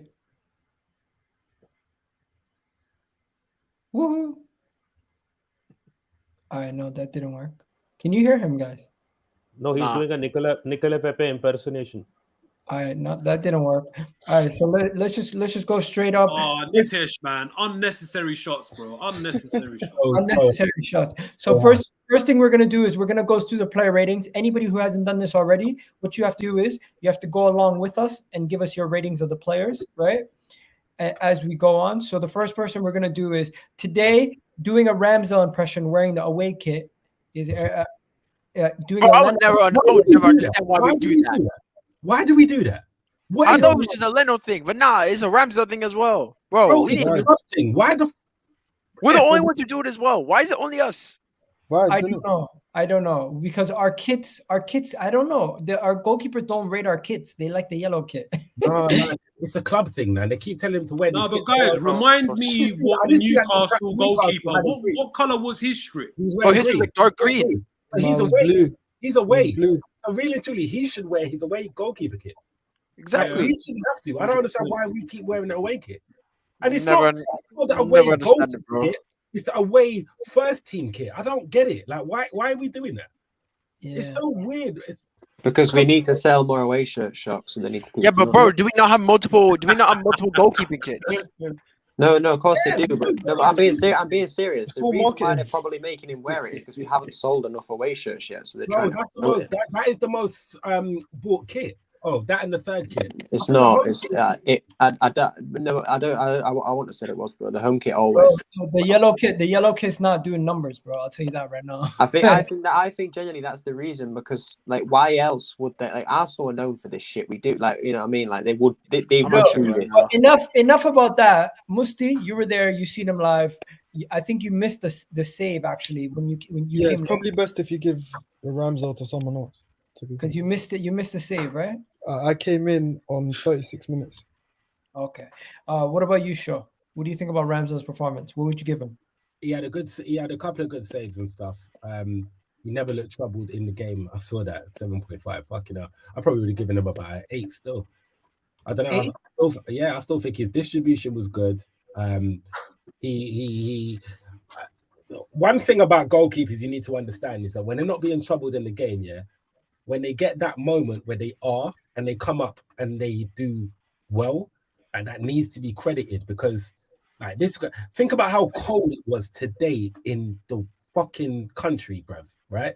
This guy was just standing there in his t-shirt and shorts doing nothing most of the game. And on top of that, he was still very active when he was called. I saw him punch out from corners. He just owned his whole box. Like, do you know what I mean? Like he was doing his thing. His distribution was excellent again today. I'll give him an 8. 7.5 is I could take that as well. But yeah, he's definitely up on the higher echelons of the ratings, man. So there you go. Man, so that's important. You know a funny anyone disagree with the 8 or no, I just want to add one thing. I don't disagree whatsoever. I think that's very I'll just give you Nitish, I'll give you the next player. Just one moment, just before you go. We got Donnie here. Donnie, what are you saying? I've switched my device. Can you hear me now? Yeah, we can hear you, bro. Yeah. Fantastic. I'm depressed by my own team, so I thought I'd talk about a different one. I think Arsenal did really well. Take the ratings off, bro. Take the ratings off. Yeah. Take them off. I think that Arsenal did really well in this game. I've got to give Aaron Ramsdale, man. Aaron flipping Ramsdale's making Leno look like a reserve player. Honestly, Ramsdale's just been absolutely fantastic since he arrived at Arsenal. And the more he performs, I think the quicker Leno gets sold. I've got a feeling that Ramsdale pushed Leno out the door. If you're a big club, you keep both of them to keep them competing. But the way Arsenal are run, I still don't have any confidence in the way Arsenal are run, and I think Ramsdale pushed Leno out the door. I think the players like Saka and Martinelli showed up the experienced players like Lacazette and Aubameyang today. I just think the youngsters is what the future lies for Arsenal Football Club. I think Saka, Smith Rowe, and Martinelli, etc. If Martinelli does not start in the next game, there is no justice in this world. You know, forget free Donny, it's free Martinelli. Because Martinelli's right here, bro. Big up Musty. Musty's been saying that. Wait, Shocks, you just said Musty's name right for like the first time, bro. No more Musty. The one day Martinelli, the day Martinelli scores, the day Shocks gets Musty's name right. Yo, big up Donny James, bro. But yo, mate, honestly, it's been a while. Where you been at, man? It's been a while, but our He's been watching Doncaster bottle it in League One. Our club's worse than Arsenal now. Your club's always been worse than Arsenal, bro. What are you chatting about? The thing is, your club's worse than Norwich, mate. I can't even disagree with that. I'm friends with the manager, and I'm on YouTube tonight saying that the manager needs to be sacked, and I'm friends with the guy. I'm friends with Richie Wellens, and I said tonight he needs to be sacked after tonight. You're snaking, bro. You're snaking. How's that? He's snaking. Anyways, you gotta go, bro. I'll talk to you later, man. You're not his friend anymore, bro. Yeah, exactly. Bro. He's gonna get a naughty. Everyone's coming out tonight. Hilarious. I think Dizzy's with us. Dizzy, I'm gonna give you Tomiyasu actually. Tomiyasu. Do me proud, Dizzy, because you know what? Before Dizzy goes, can I just say something real quick? Now, I was on a space before the game and I heard the amount of people gunning Tomiyasu, and I could not believe it. Thank you, Shocks. I could not believe it. And I'll tell you what. Pepe Grapes made a Twitter space called "If Tomiyasu completes a successful." If Tomiyasu crosses the ball, his face ends. Then he changed it to successful. Wait, Egal. Because I heard people cussing off this player, saying, "Oh, he ain't good enough." Like the worst thing is, I get what they're saying. They're saying he's not attacking enough, right? But they were saying overall he's not good enough. And it's no one on this panel. Literally, it was a bunch of just new people that I could just hear saying, "Oh, you know, he's not good enough. He doesn't support the wingers and he never passes. He doesn't overlap shit like that. He doesn't cross well. He doesn't support the right winger. Tomiyasu spent the most of the game in the opposition half. Understand that. In the first half, he was so high up the friggin' pitch. I don't understand. And the worst thing is, all of our fan base have short memory syndrome because they're only looking at it from the Liverpool game. Are you forgetting, before the Liverpool game, other than Ramsdale, everyone was saying that this was our best signing? Are you forgetting this? Everyone has forgot how good he has been. Yet still, after Liverpool, everyone threw him in the bin. Sorry, bro. Listen, Statman Dave can tweet shit like this out, but if I tweet this out, oh, you deluded Arsenal fan, get the fuck you're making up stats. You're making up stats to suit your agenda. Bro, this is the realness of it. Look at that. Look at that. Even bro, what are those numbers by their names? Their ages. 21-year-old assisting 20-year-old Bukayo Saka. 23-year-old Tomiyasu assisting 20-year-old Gabriel Martinelli. Arsenal are building something. And then he puts a brick emoji. Bro, people don't appreciate what's actually happening at Arsenal. But yo, talk to me, Dizzy. Talk to me, Dizzy. What are you saying? Yo, bro, can you hear me? Yeah, bro. Why do you sound sick, man? You okay? He watched Thomas Partey play today, so he felt sick. Wait. You know what? Hold on. First of all, fuck you. Secondly, Egal, please can we let Dizzy bro, rate Partey as well? Give me so much Partey. And Odegaard. Please give me Partey. Okay. Nah, I want Odegaard. I want Odegaard. Since Shocks, you got Ramsdale, right? Yeah, but I could take Tomiyasu too. No. I'm gonna give him to you. I don't mind. Go ahead. 8.5. I think what his game was today was something that a lot of fans had not seen before. And if we have given Ramsdale 8, I definitely think he deserved more. And that, as one of the guys said, the assist was more of what the Martinelli goal was about. Like the perfect cross coming onto the foot at the right place for the player to hit it. No discredit to Martinelli, but I think playing such a pass in itself for a right back is something which is difficult. I don't think Hector Bellerin could do it to save his life. So, are you mad? He'll break his leg. He'll break his leg. He'll tear his ACL. Promise you he would. So he defended well. He earned the clean sheet as well. Got a brilliant assist for a goal. Was attacking as well. Doing everything to silence his critics. So I think he deserves at least an 8.5. Okay, Corey. Ben White. Ben White. I love Ben White. No. Someone in the comments just said, Egal, please give Gouda Express Ben White. No. Nah, give him to him. No. Give him Ben White. I agree. Give me Gabs. Give him Ben White. Give him Ben White. I want Gabs anyway. I want to hear Gouda GX on Good Ben White. Go on. Take Ben White, bro. And just before you go, I just want to let you know, would you believe me if I told you Ben White had more aerial clearances than Gabriel in this game? Anyways, just saying. Bro. And he was 4 passes. He had 4 passes less than Newcastle's whole team in the first half. This is going to get clipped for sure. Can you me? Lagging out, or man? You're bagging. Yeah, man disconnected his internet. He disconnected his own shit. Well, wow. Mine's a snake. Yeah, okay. Corey, you go. I give Ben White like standard 7. I thought he was calm today. He didn't do anything like outstanding, but he didn't do anything. Okay, fine, fuck it. 8. Give him an 8. I don't give a shit anymore. Okay, we'll go 7.5. I think the one thing that you lot are genuinely missing 7.5 is this Brett's 7.5 on the ball in defense. The Brett is so on the ball class. Just 1 class. second. Aslan, do you agree with 7.5? Yeah, I think 7.5. Make sure Aslan gets Nuno in it. No, I think 7. No. Nuno's going to Gerrard. Yeah, no, I think 7.5 is fair, man. I don't think he was that outstanding defensive player in that defensive line, but I think he done a solid job. Like he put in a solid shift. Yeah, 7.5. 7.5 is fair, man. It just goes to show you this brother does his ratings different. Man gave him a 7. But yo, well, Gabriel, who's getting Gabriel? I'm gonna give it to Musti. Musti, you there? Please, can I have Aubameyang? Okay. You can have Man, if I requested people. Gunnar Express can Okay, again give his you can have rated vote Aubameyang for Ben and- White. Oh, look how my man's back after Ben White's done. You rat Okay, GX.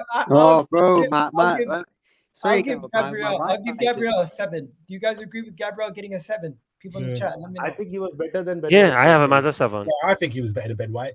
What he did to Callum Wilson, But that's the thing what I love about Gabs, bro. He loves a battle. Watkins, Wilson, bro, he loves it. I thought he was gonna get a red card. I Yeah. thought, no, it's too early. Someone's gonna get a red card out of these two, bro. But Gabriel was very intelligent. Respect He was my drawing the fouls Brazilian. and stuff, and putting Callum under pressure. He was good. And- It was and- really good. He didn't try to match him. He didn't try to match Callum at all. Just play the ball, and that was it. And he got no card. Got Yeah, no card. beautiful. No card, bro. Impressive. He was like Gattuso today. Was Big up Gabs. So what are we saying, people? We keeping it moving or 8? 7? 8. What? 8. Oh no. No, because he has to be higher than Ben White. I think he had. I don't think there was too Yeah, much bro, he's difference better than between White. him and Ben White, though. 8. He's better than White. bro. He's better than Okay, White. 8 and 7.5 is literally the same thing. So we'll just give it 8. Nuno Tavares. Go. Should I give it to Aslan? Nah. Yes. Aslan slide. Go ahead. Go ahead, Gerard. It's your boy, anyways. Thank you very much. You know I love Nuno. Y'all been real kind though, because I was given Nuno originally a 6, but I mean I'll give him a 7 since y'all been so kind to the other players. But I mean I agree with what you said, Egal, about his first half was terrible, but he was really good. He was advanced. I mean, he just has to stop shooting. I think he has party syndrome. Those shots need to stop. If he puts more passes than shots, he'll be on fire. So I'm really proud of. And Nuno had a great game. I'll give him a 7. To be fair, Nuno and Thing have similar hairstyle. I almost mix them up sometimes. Egal, the thing is, the reason Partey and Nuno and all these guys are taking shots is because they have zero confidence in Aubameyang to take the shots and finish off the goals. They are trying to take those long shots just so that they can probably try to score, because one, the runs aren't being made properly in front of them, and the other thing is, even if Aubameyang does get the ball, he has cold feet for some reason. Like we discussed the whole goal thing, so I think that is clear as daylight. It's funny you say that. Did you say Saka had a 7? chance Did you to say pass 7? the ball to Oba. I He don't looked think up you can and give didn't him bother. He was like, One no. second. Did you give say him a 7. Tavares gets a 7? Yeah, I'll give him a 7. Yeah. Okay, keep it moving. Oh shit, they gave him Oh, an 8. wow. Okay. Yeah, Yeah, probably 7's a bit using high for sound him. assist. I guess for the Using sound assist. For the assist. assist. Everyone was taking away his Three first half. assists. Exactly. Egal, what did Arsblog give Tomiyasu? 7.5, I think. 7.5. Yeah. Oh my, bro! For me, Tomiyasu was the better fullback. Agreed. 100%. On the day, man. It's just except for him, there's bounce back bonus. You get a bounce back bonus. I guess because he created the first goal. No. He gets a bounce back performance from the Liverpool game. Anyways, my brother, give your fellow Ghanaian his rating. Bro, can you hear me? Boy. Can you hear me? Yeah, we can hear you. Can't hear you, bro. Bro, there's an echo, man. What's going on, man? Bathroom You sound settings. like you're in the toilet. Ghana settings. Kumasi vibes. Wow. Yeah, but Partey, oh god damn, bro. Let me speak. Jesus Christ. Dizzy, speak up, bro. You sound as if like your phone is in the front of your house and you're in the garden, bro. Partey, right? You're as quiet as Thomas Right. Partey was today, man. Come on. Yo, Sohan says Partey gets a 5. 5, bro. That's generous. Yeah, bro. Wait. So, like, Wait, what did you look at Ben White? Because I like that when you were. One second. Oh, Let Dizzy now go. you want to guys. know. Let Dizzy go. You don't even deserve to hear the score, bro. Yeah, I'm just gonna. yeah. So for Partey, Jesus Christ. To me, I think Partey was our second worst player behind that guy who apparently needs 6 chances to score. And it actually hurts me that I have to say this because I hold Partey to this high standard. Yeah, I've seen this guy at the peak of his powers. I've seen him perform like crazy. And like today, it's not like Partey had a midfielder next to him who wasn't playing well, and that Partey had to carry him. Like Lukonga was actually playing well, so Partey should have performed as well. And bro, this is like probably the worst performance, or like one of the top two worst performances I've ever seen from Partey.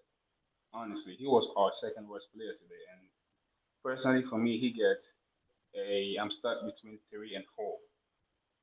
4 for me. He gets a 4. Wow, guys can unmute I yourself. actually agree with that. You know, I actually agree with that, bro. I thought 4 is generous, Oh wow, okay. But I thought he was gonna say it's too low. bro. I thought 4 was He generous. was shit today. He was so crap today. terrible. He was so crap today. He was so bad that he had me thinking, is Xhaka that important? Bro, I just 4's think way he's, too generous, man. Come on. He's coming That was back shit, from man. an injury, guys. Bear that in mind, isn't it? But is he still injured then? Is he playing injured? Because I don't know if he's playing injured. Must he? If he's injured, yeah, he shouldn't be playing, my brother. No. Look, hold on. Let me finish, guys, please. I'm not saying he's injured. I'm saying he's coming back from an injury, so I can't expect him to be at the races straight away. Game after the No, injury. but when is he been at the races at Arsenal? This guy's been shit since he's No, come I in. hear I'm that. sorry, I let's hear just be that, bro. realistic I'm now. not This trying to guy's a make an fucking excuse. flop. This I'm not guy's trying been to a make flop. any excuses up from Goon. I'm just saying that could be a potential No, reason. of course not. But this is what I'm saying, right? People keep telling me that, oh yeah, but he's this, he's that. Well, I haven't seen that at Arsenal. This guy's a fucking flop. End of story. Yeah, we bought him for 50 million quid with all this hype. Oh, he beat Liverpool at Anfield and look how He's good he world was. class. He ain't done shit at Arsenal. He got a song and a music video dedicated to him, and he ain't done shit, bro. That's his career. That's his career so far. This guy has had maybe what 1, 2, possibly 3 standout performances at Arsenal when he's been here almost 2 years now. So this guy needs to step up, or you can get out, mate. Like simple as, bro. I've decided. Dizzy, we've gone 3. Is that fine? Yeah, that's cool. How was he average of 6? Wait, these men love kissing Partey's ass, you know. Bro, they kiss everyone's ass, man. They won, that's why. Gunnar, damn, you should have been here for the Ben White one, man. Anyways, I'm gonna do Lukonga. I like that Natish, innit, bro? Guys, I'm gonna do Lukonga. Issues. I'm gonna do Lukonga.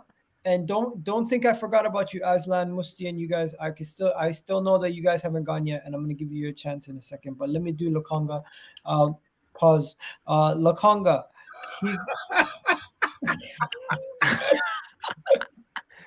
This guy. Why are you laughing? Relax. I had to pause. That was too. Wait, what are you laughing at?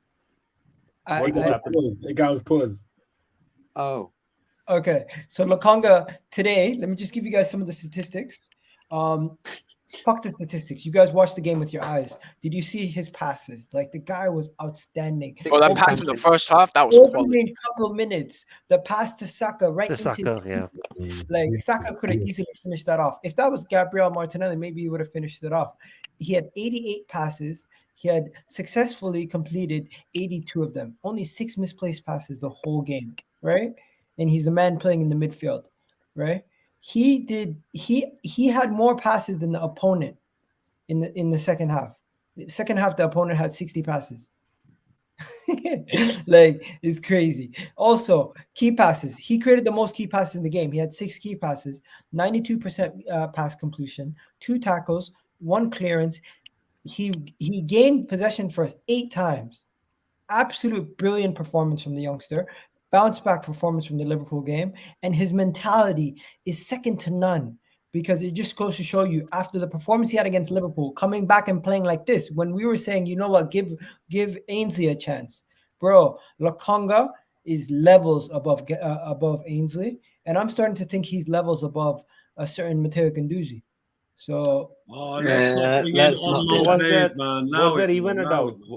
Was there even a doubt in that? He's above Guendouzi, obviously. Bro, I'm gonna give him 7.5. You tell me what you guys think. Ooh, it's a bit harsh. I thought he was today's man of the match. I'm not gonna lie. Same line. You're giving him an 8. I'm giving him the man of the match. I would have given him a 9.5. I thought he was quality today. Bro, maybe I've lost the plot. That's too close to a 10. I would have given them 8.5. 8.5. I would give him 8.5.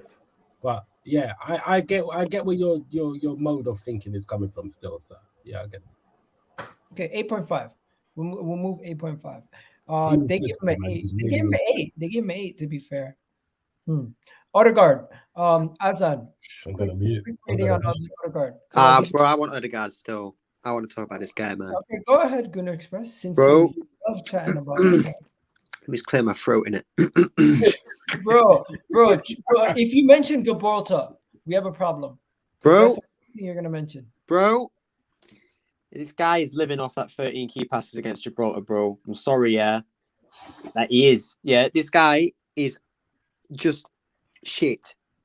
Sorry, he's shit. Yeah, I know what's going to happen. You're all going to try and tell me that he was good today and he did this and he did that. I don't give a shit. This guy had most of the ball, the whole game of any of the attacking players. He did nothing. The chances created, which has been an issue the whole season, did not improve today with Ødegaard on the pitch, which proves to me he's not good enough and he ain't what we need to improve that chances created. He drifts to the right way too much, gets in the way of Saka, gets in the way of Pepe or whoever's playing on that right-hand side as well. Let's not forget, how this guy passes the ball backwards way too many times. There's a compilation going around on Twitter of him getting dispossessed, of him just the worst touches I've seen probably this season.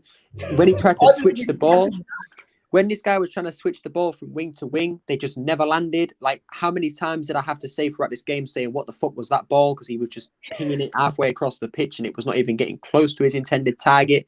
His through balls were abysmal. Yeah, obviously Aubameyang wasn't really running onto them, but they were still just not good enough. And this guy's not good enough. End of story. The only thing he did today that was impressive was that free kick that he didn't even score.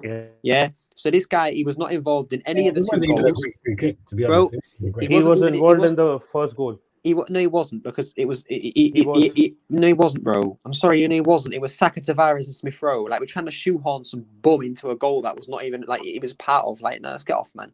Like, this guy is shit. Yeah, Smith Rowe, play him in the 10, play Saka on the left, Martinelli on the right, and we cook. Drop Ødegaard or sell him in January and move on. Biggest waste of £30 million we've ever had.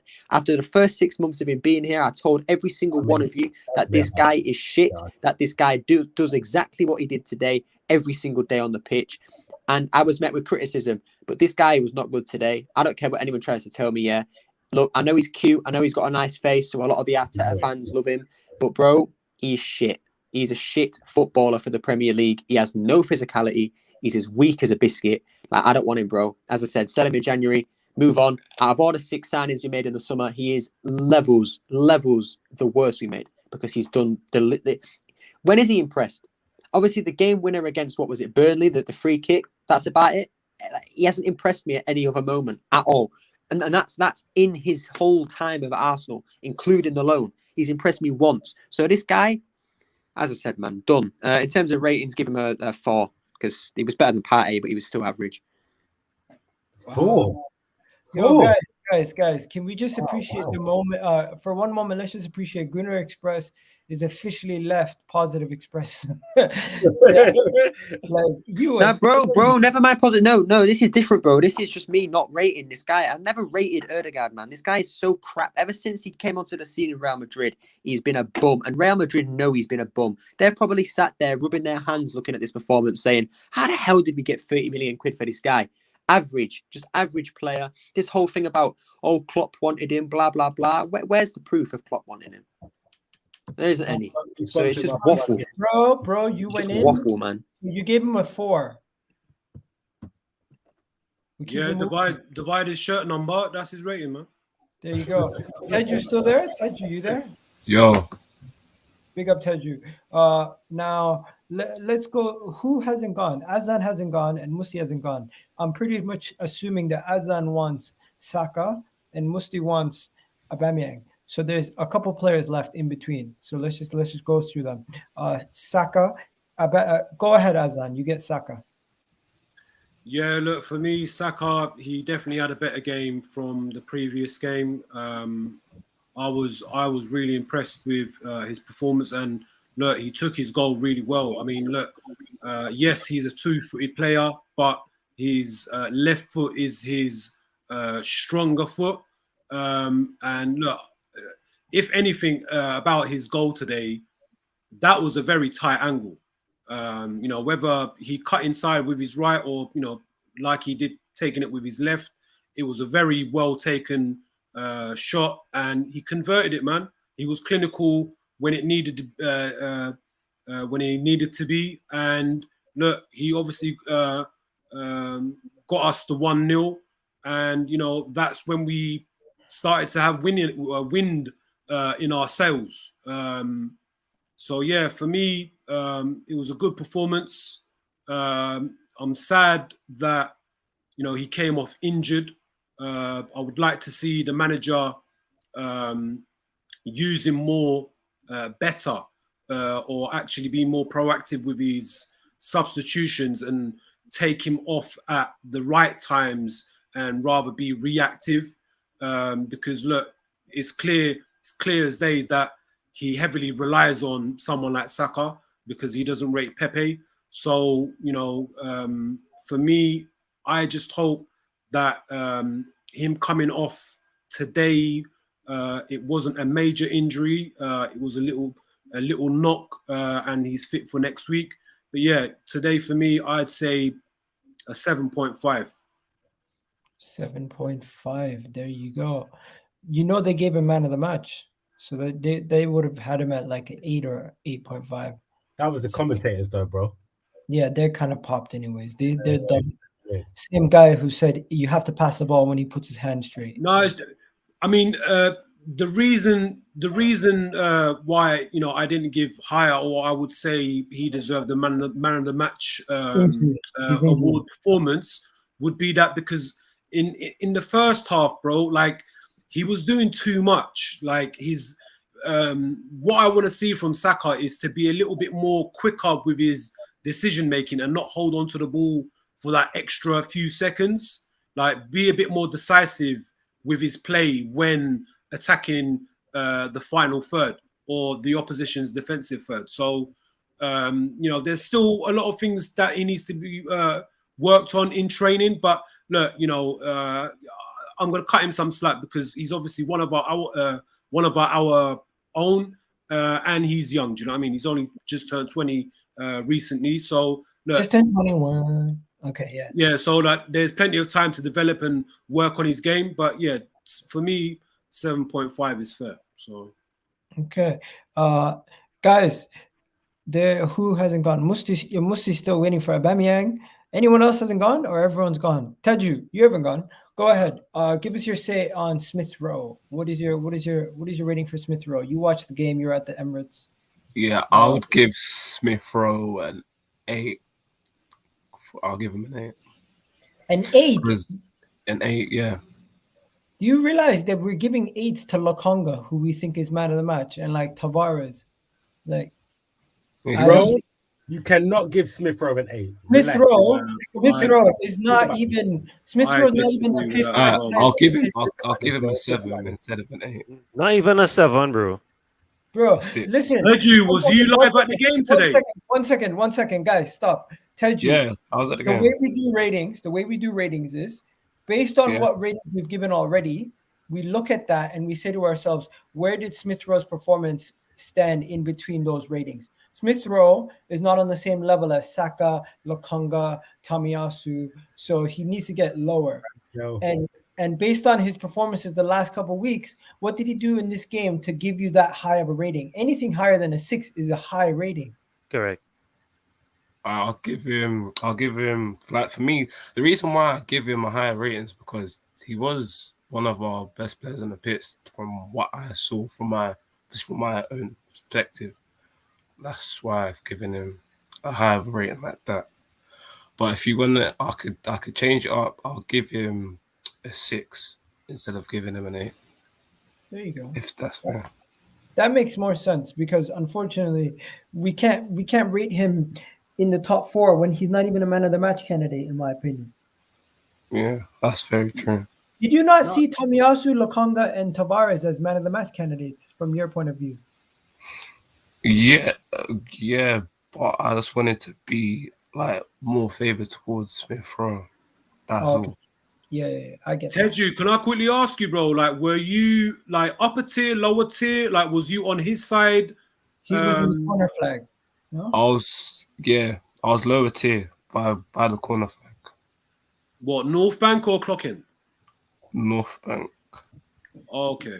Well, I mean, like you obviously had a good vision, or, bro. I mean, look. At the end of the day, like I don't understand why you guys are pressuring Teju to change his scoreline, bro. Like if that's what he saw, it's his opinion, man. What's going on here? No, if that's his rating, that's his rating. If you want to give it 8, you can give an 8. It's not a big deal. I would just. Well, bro, he went from an 8 to a 6, man. What's going on? Nah, I would have gone for a Let's 7 leave myself. it personally. he definitely kind of got pressured in. Yeah, but to be fair, ESR did not put an 8 performance. He was invisible for a while. Okay, So- guys, let's be fair. Before we go to Aubameyang, because Musti's going to be on Aubameyang for a while. But what are we saying? 7, 8, or 6 for Smith Rowe? 6. 7. 7. Okay. That's stop it. 6, bro. If that's the lowest you give it, it's 6. 6. Okay. 6. Teju, you I'm gonna give it final say. Do you want to Six. keep the 7 or do you want to keep the 6? Keep it at 6. All right, Nah, 6. Teju, say a 7, Teju, man. Go on, bro. Don't let these man. Actually, change it to Aslan's trying to stir the pot. No, I'm not having it, bro. Why are you bullying a younger, bro? No, Bullying? say a 7, bro. Change it to a 7. I enough said. Teju, it's a 7. Cool, thank you. Let's go to Musti. Aubameyang, what are you giving him? Did you guys do Martinelli? No, we didn't do Martinelli yet. He was a sub. He's next later on. Yeah. All right, cool. So you want me to go first, yeah? By the way, Martinelli is getting minimum a 7 or 8. Wait, Yeah. why would you say this now? Come on. Let him do that, look. So you might as well do Martinelli now then, since you were. Everyone, just say your rating for Martinelli because this is going to be a group rating. Show Martinelli 8, bro. Martinelli came on as a sub. Let's do the first 11 first, and then we'll do the subs, bro. No, because Musti and all of us are going to take a while on Aubameyang. Let's be honest. But give Musti, bro. Give Musti the spotlight, bro. Give him the floor, man. So be it, bro. It's only right. You're right. Where is he? Where's Aubameyang? Can't even find him. Swag. This is gonna be swag. Coolest captain in the Premier League, my bro. Come on. Coolest captain. Swag. What are you saying? He's getting a free. Simple as. Yet again, another stinker. The only thing he can consistently do is put in stinkers. Invisible up front. You know, obviously, passionate merchant running around. You know, putting in all these little outstanding actions, as Arteta likes to say. Absolutely missed an open net, and I don't care what anyone tries to tell me. That was a big miss. People are gonna try to tell me he needs X amount of chances. You had an open goal. You had a defender behind the line. The keeper was scrambling, and you still missed, my guy. In a way, yeah, I'm not even gonna go too deep into him today, man, because I'm starting to feel bad for him. I'm not gonna lie. I'm actually starting to feel bad for him, so I'm never gonna do too much. But yeah, he's Musti, you was at the stadium today, right? You watched it. We should all. What was he reaction? Musti, my bro. Why would you feel bad for him, bro? Because come Monday morning, look how much he's gonna do do on his socials, on his Instagram stories, bro. This spreader is good in life, my guy. Come on, bro. You do realize he has a FIFA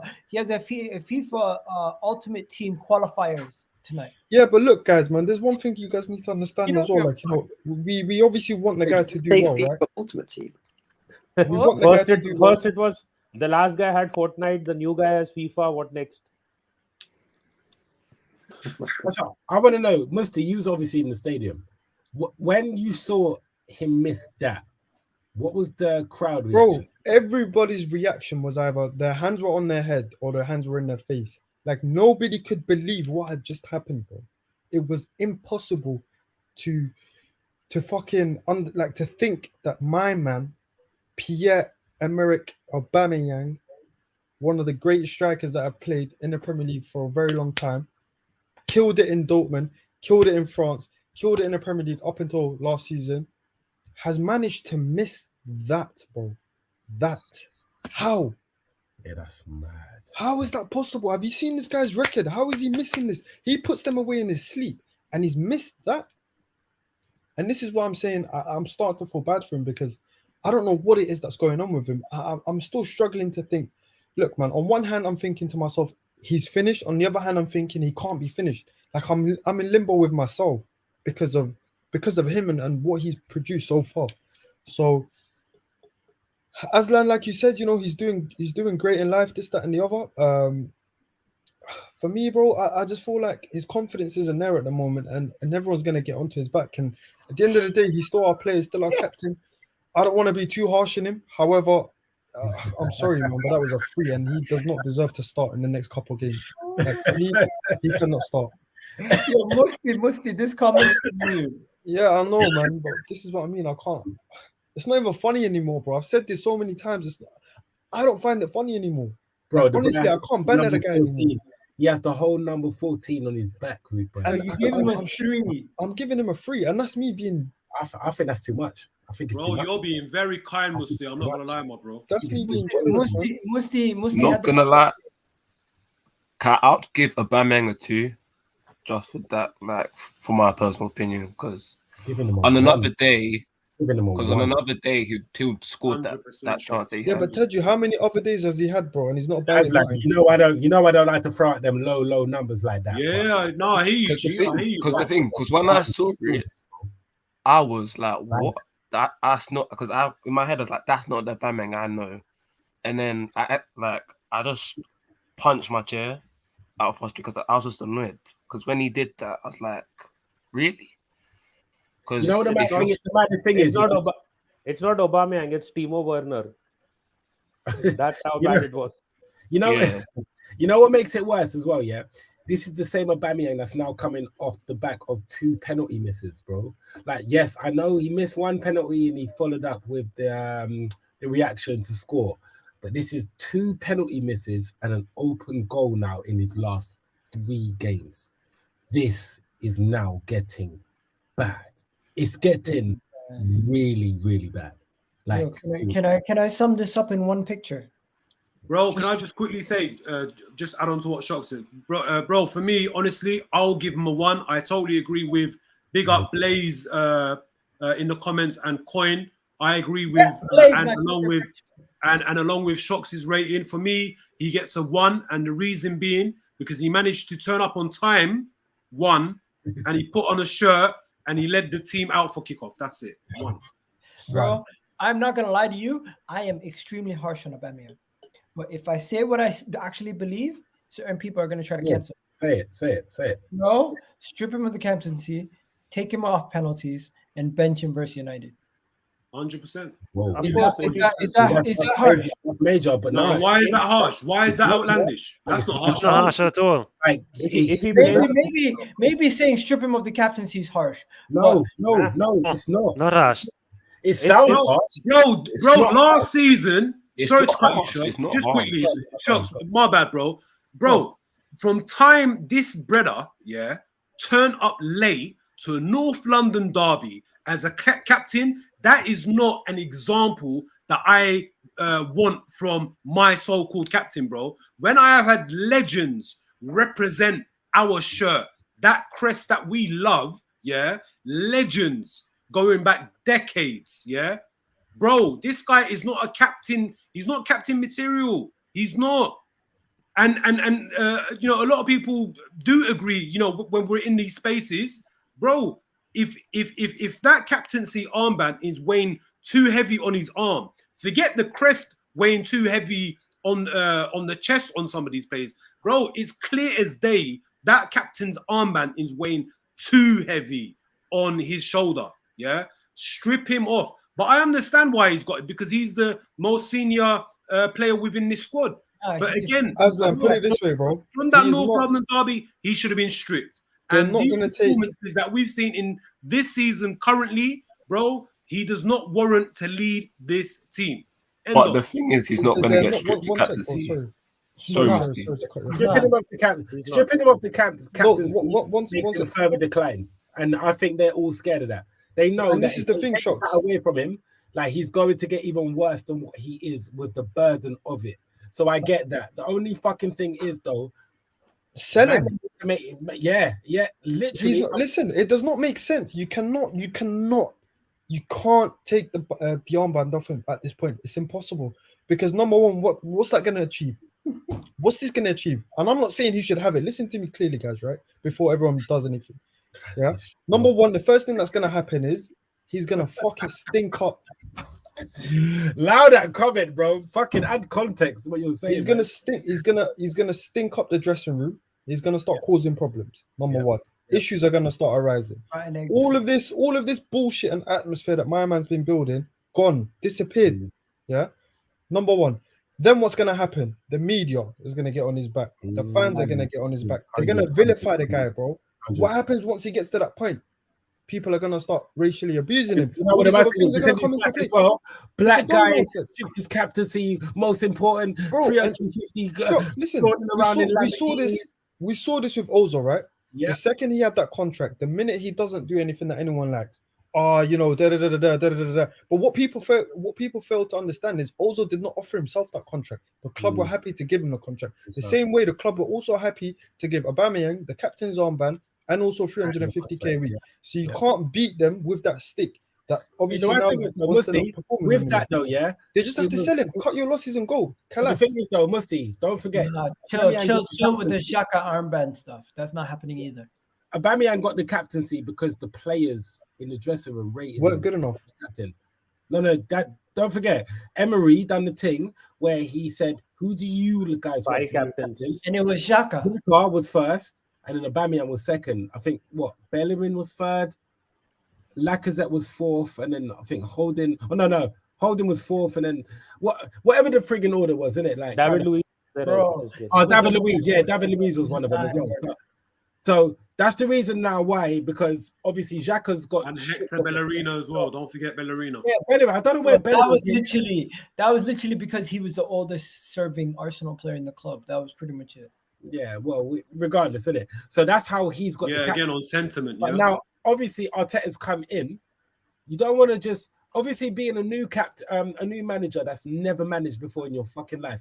You don't want to come up and just upset the apple cart. You don't want to just shake everything up, like, you know what I mean? You have to keep some people happy, kind of thing. Do you know what I mean?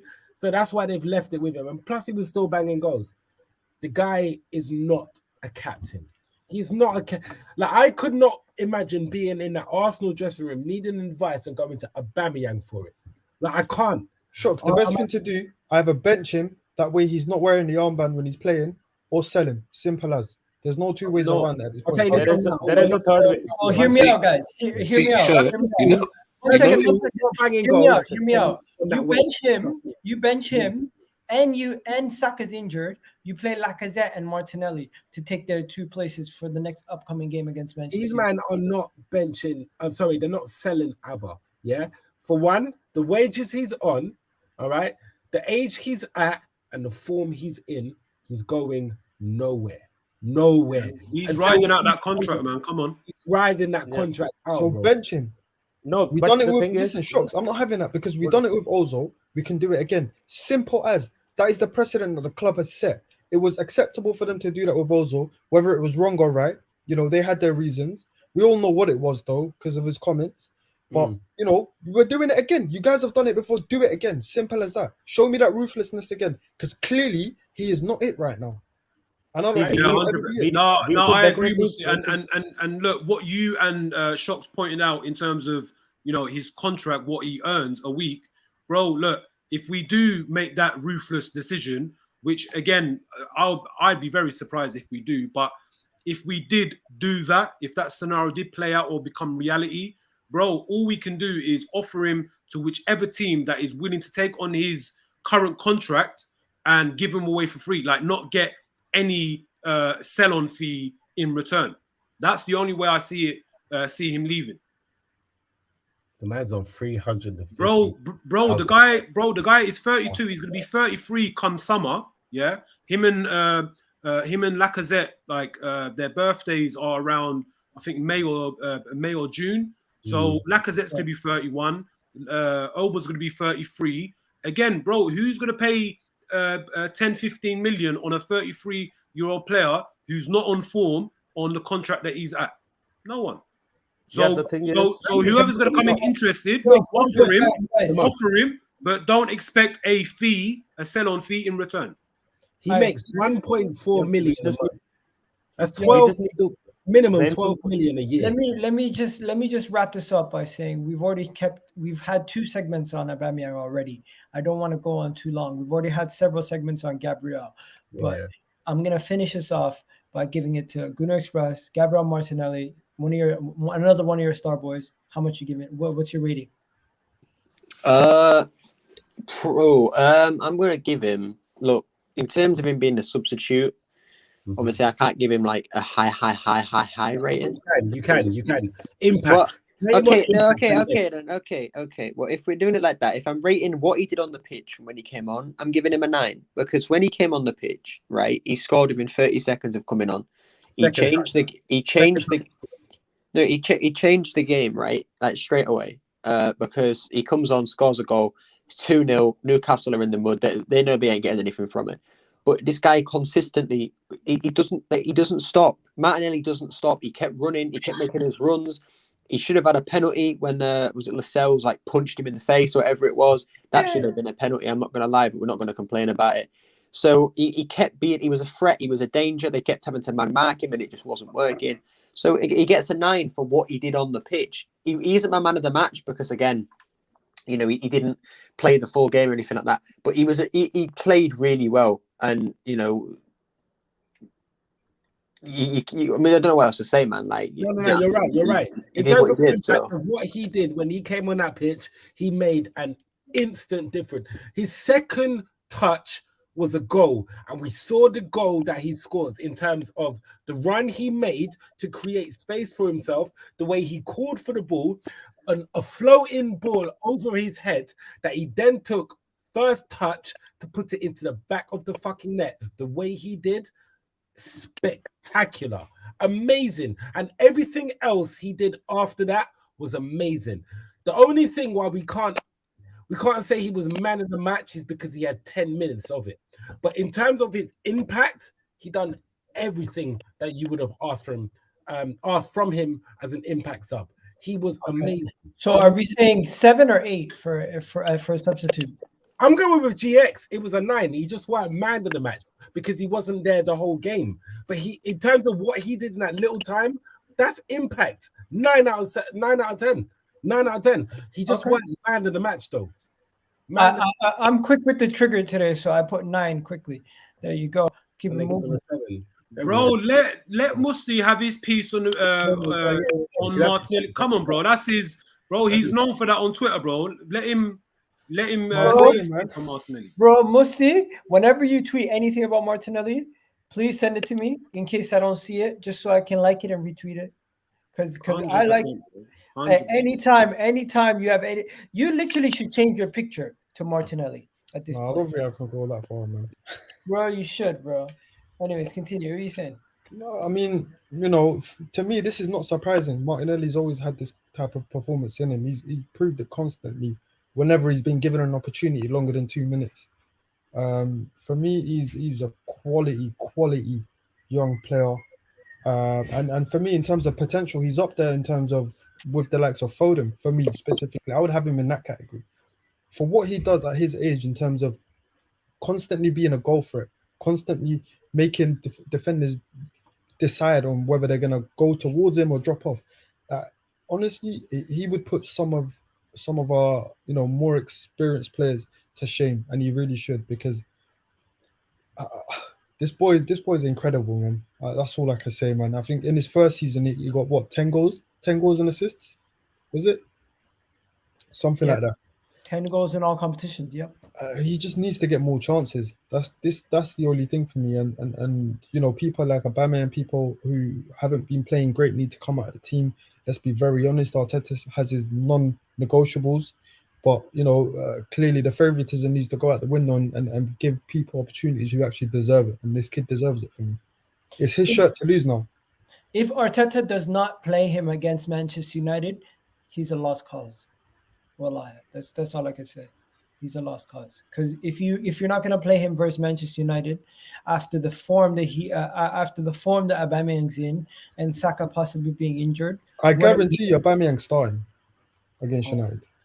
Hey, what do you reckon?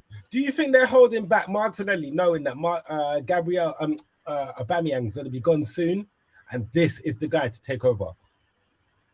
I mean, we're not talking in, about. not in I honestly don't know if they think Gabriel Martinelli is a right winger or a striker.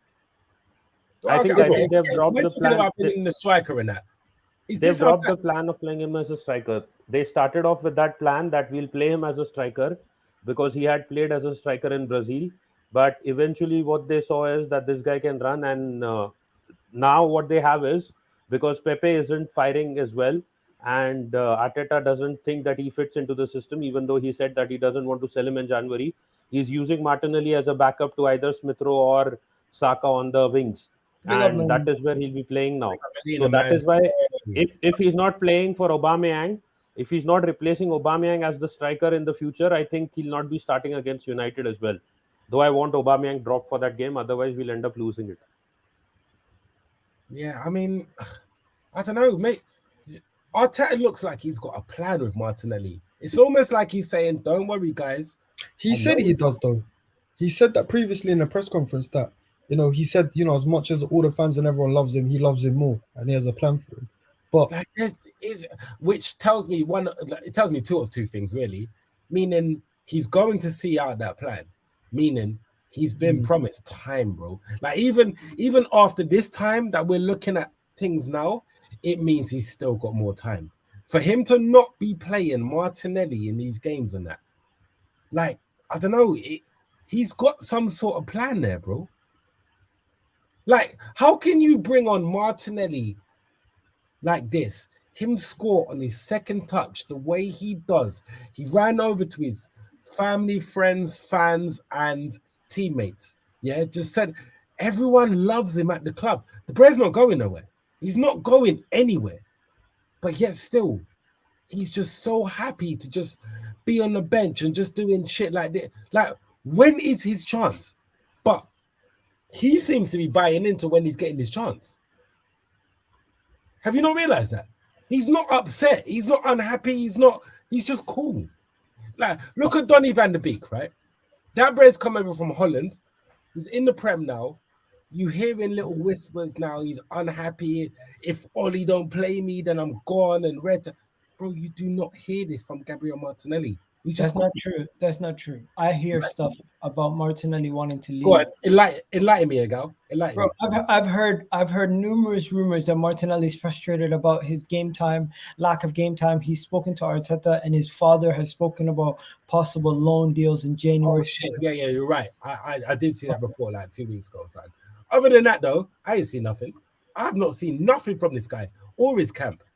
Other than 2 weeks ago when his dad was coming out saying that, yeah, there was interest from overseas and Arsenal made it clear they are not selling this guy and he's going nowhere. They said that. All right, cool. Other than that, 2 weeks ago, I ain't heard nothing. Nothing. Yeah. And just to add on to what Show and Egal, what you just said, look, Egal, look, whether, like you said, keyword, rumors, right? And look, even if it was true, yeah, his family members or his agent have had words with the manager or the club, I feel that's warranted, bro. But at least what we don't see, which I rate, is him doing up socials or anyone. That's what I'm talking about. Do you understand? Like we've seen what Ainsley Maitland-Niles does, and his I don't know, is it his wife or his girlfriend? Yeah, we see the foolishness that they do up on their socials, but at least we don't see it from Martinelli. So I agree where Shox is saying he's not throwing his toys out the pram, but his family members and his agent to approach the club or the manager to raise their concerns, I feel that's warranted. Of course. I think that's natural. Of course. Safe. I'll tell you guys this. Ronaldinho spoke out the other day saying you need to play the next R9. That's what he calls him. He calls Martinelli, Ronaldinho calls Martinelli the next R9. Listen, work rate and we have a problem. We have a problem because not me though. The manager clearly is struggling to find game time for Martinelli, and the fans want to see him play. But too much too soon can sometimes be too much, and too little can sometimes be too little, to the point where we scream for more. Musti's gone. Oh, yeah, Musti's still there. What am I saying? I'm tripping. Well, I thought I was in the corner for a second. I'm like, bro, what the hell? But yeah, look. Long story short, I wanna wrap this up by saying the Gabriel Martinelli thing. This is now a test for Arteta. If he cannot find a way to get him involved going forward, he has blood on his hands, and that's where anyone who's Arteta out can use this as a pinpoint thing to poke at him. And no, but Egal, again, sorry to interrupt, my bro. It shouldn't be whether you're a fan on this side of the fence or the other side of the fence, bro. It should be every single Arsenal fan. It shouldn't come down to whether you're in, out, shake it all about, bro. At the end of the day, we all have a common interest and love for Arsenal Football Club. We have to say it how it is, bro. Like, let's keep it real. Say what you see and mean what you say. Whether you have differences of opinion, that's fine. That's fine. You can make a case, but let's keep it real. That's all I ask. I don't care whether you're on this side or that side or in the middle. Just keep it real, man. No worries. Anyways, people, I got to wrap this up. Big up to you guys. We've done almost 2 hours and 10 minutes at this point. Shout out to all the mandem. We've had a full panel today, 10 people. First time I did that in a long time, but it's been a great show. Have yourselves a good day. Why are you laughing, bro? I'm always laughing, man. You know me, man. I'm always showing my teeth in that, man. No, I thought that was another pause moment. That's why you're laughing or something. But yeah, no, you're right. Pause, so. Anyways, peace.